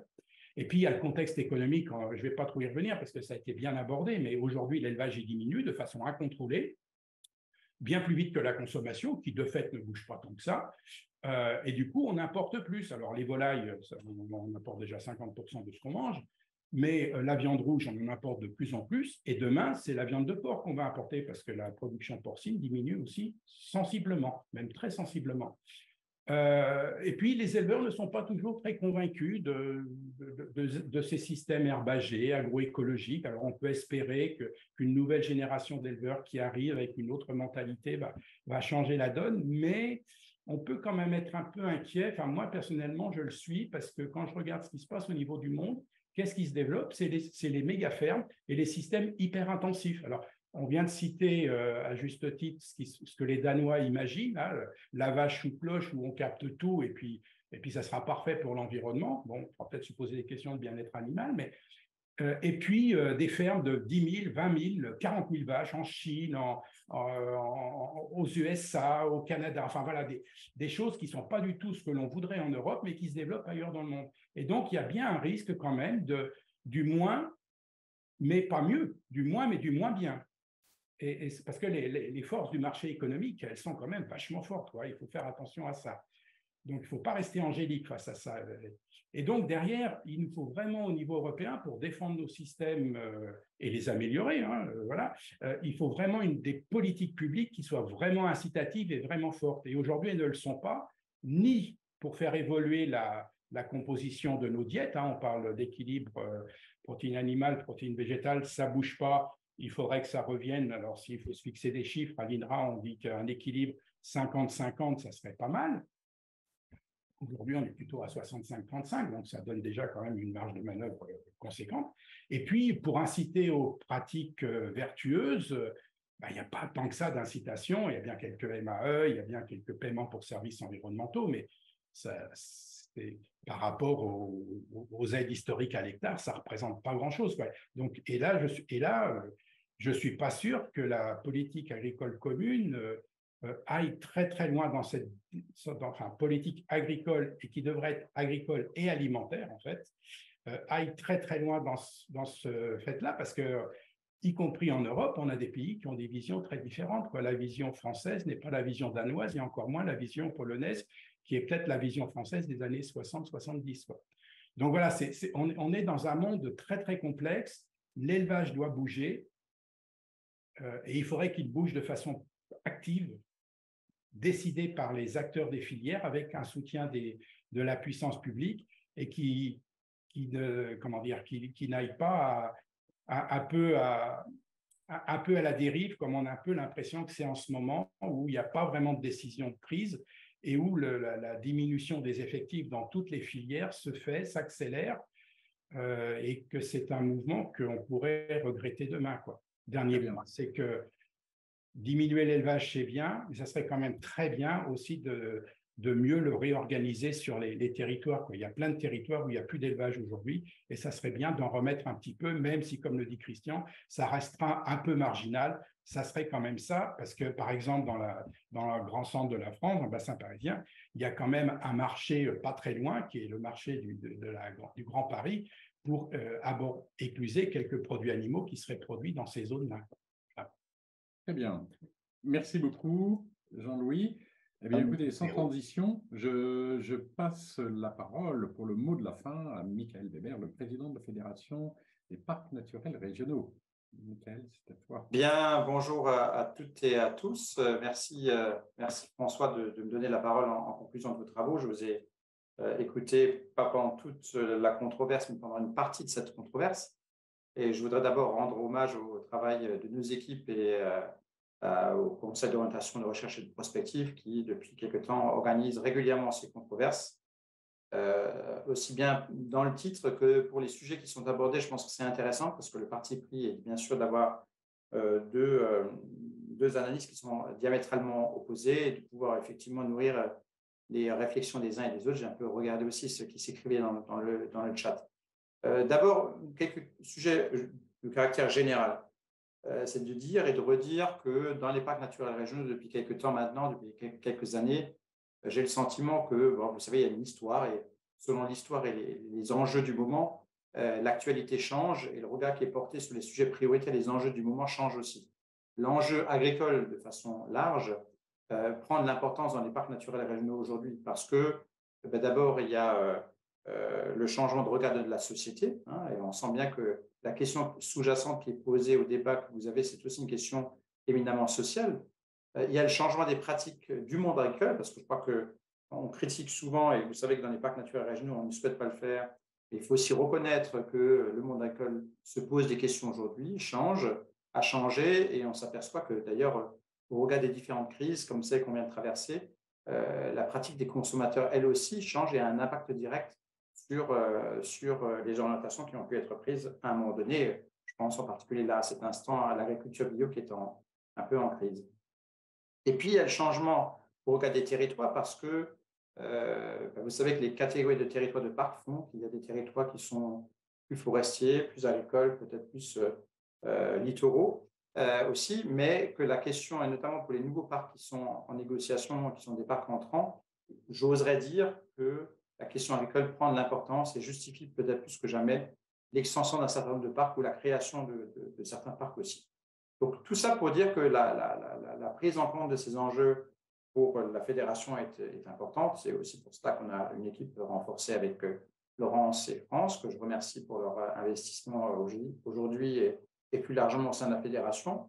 Et que les activités d'élevage herbivore, on trouvait que c'était effectivement un sujet qui est d'actualité, qui nous semblait important aujourd'hui, parce qu'il y a des impacts qui sont des impacts à la fois économiques, environnementaux, mais aussi de patrimoine sur les territoires de parc. C'est au cœur de notre sujet. Ce qu'on a défendu et ce qu'on veut continuer à défendre, c'était dans le cadre notamment de la négociation sur la PAC, qui pour nous a été une négociation, on va dire, plutôt décevante, c'était le soutien à l'élevage, ce qu'on appelle l'élevage paysan et à ses produits, c'est-à-dire de lier plus que jamais le monde agricole, l'agriculture à son territoire et non pas dissocier les deux. Je crois que la demande, y compris de nos consommateurs ou la demande sociale, elle est aujourd'hui de cet ordre-là et que effectivement il y a à prendre à la fois en compte ce que l'élevage paysan demande et ce que le patrimoine local, ce que le territoire souhaite pour répondre à une attente qui soit une attente renforcée.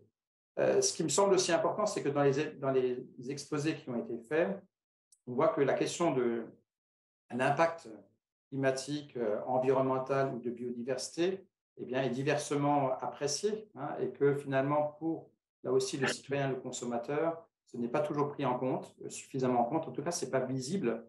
Je ne suis pas un spécialiste du sujet, mais en vous écoutant et en écoutant les échanges, j'ai appris des choses qui, effectivement, je pense, sans doute, seraient aussi utiles pour les choix de consommation que pourront faire ou que pourraient faire nos concitoyens.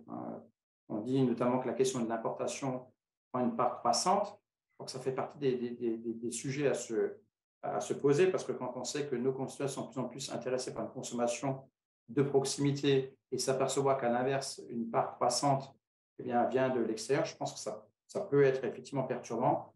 Et il me semble que dans les sujets aussi à défendre demain, cette question, ce lien qu'il doit y avoir entre l'impact climatique, environnemental et de biodiversité doit absolument être un des sujets ou des sujets à défendre sur lesquels nous devons nous battre demain pour que cela soit pris en compte de façon tout à fait transparente. Et notamment, on a parlé de label bas carbone. Moi, je suis dans un territoire en dehors pas simplement sur le parc, mais où la question justement du label bas carbone est prise en compte. Et j'ai aussi peur des dérives qu'il peut y avoir, et j'en perçois un certain nombre. Il faudra qu'on y soit vigilant. Voilà, donc moi je voudrais juste vous redire que le débat ne s'arrête pas ce soir, la controverse ne s'arrête pas ce soir. J'invite toujours les parcs naturels régionaux à avoir aussi ce genre de débat, ce type de débat au sein de leurs comités syndicaux. C'est aussi ce que demande le CORP au sein des comités des conseils scientifiques. Donc je rappelle qu'il faut aussi qu'on puisse en quelque sorte dupliquer ce qui se fait là. Je pense qu'il y aura un lien, je ne sais plus, mais je crois qu'il y a un lien qui est envoyé pour les gens qui voudraient le revoir. Je ne sais pas si c'est prévu, mais je crois que c'est prévu, n'est-ce pas, François? Donc, effectivement, c'est important. Et que dans la période trouble que l'on vit, où finalement on s'aperçoit, enfin, en tout cas, il faut reconnaître ou arriver à une forme de modestie, parce qu'on ne peut avancer qu'en débattant, en échangeant, et finalement aussi en acceptant de faire un pas l'un vers l'autre. Je pense que ce type de démarche, elle est intéressante, elle est importante. C'est ce qui fait qui conditionne la culture même d'un parc naturel régional, qui est toujours d'être dans le débat de la concertation, dans le consensus. Moi, j'y crois et je pense que depuis toujours, on a trouvé des solutions qui étaient des solutions adaptées dans les territoires de parc, mais qui intéressent en dehors de nos limites et de nos périmètres.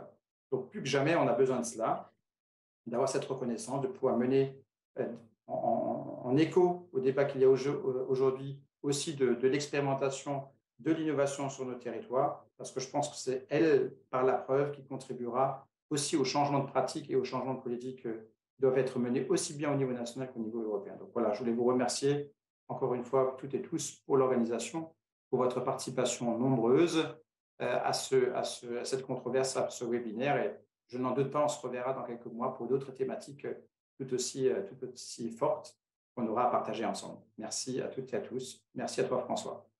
Merci. À bientôt. À la prochaine fois.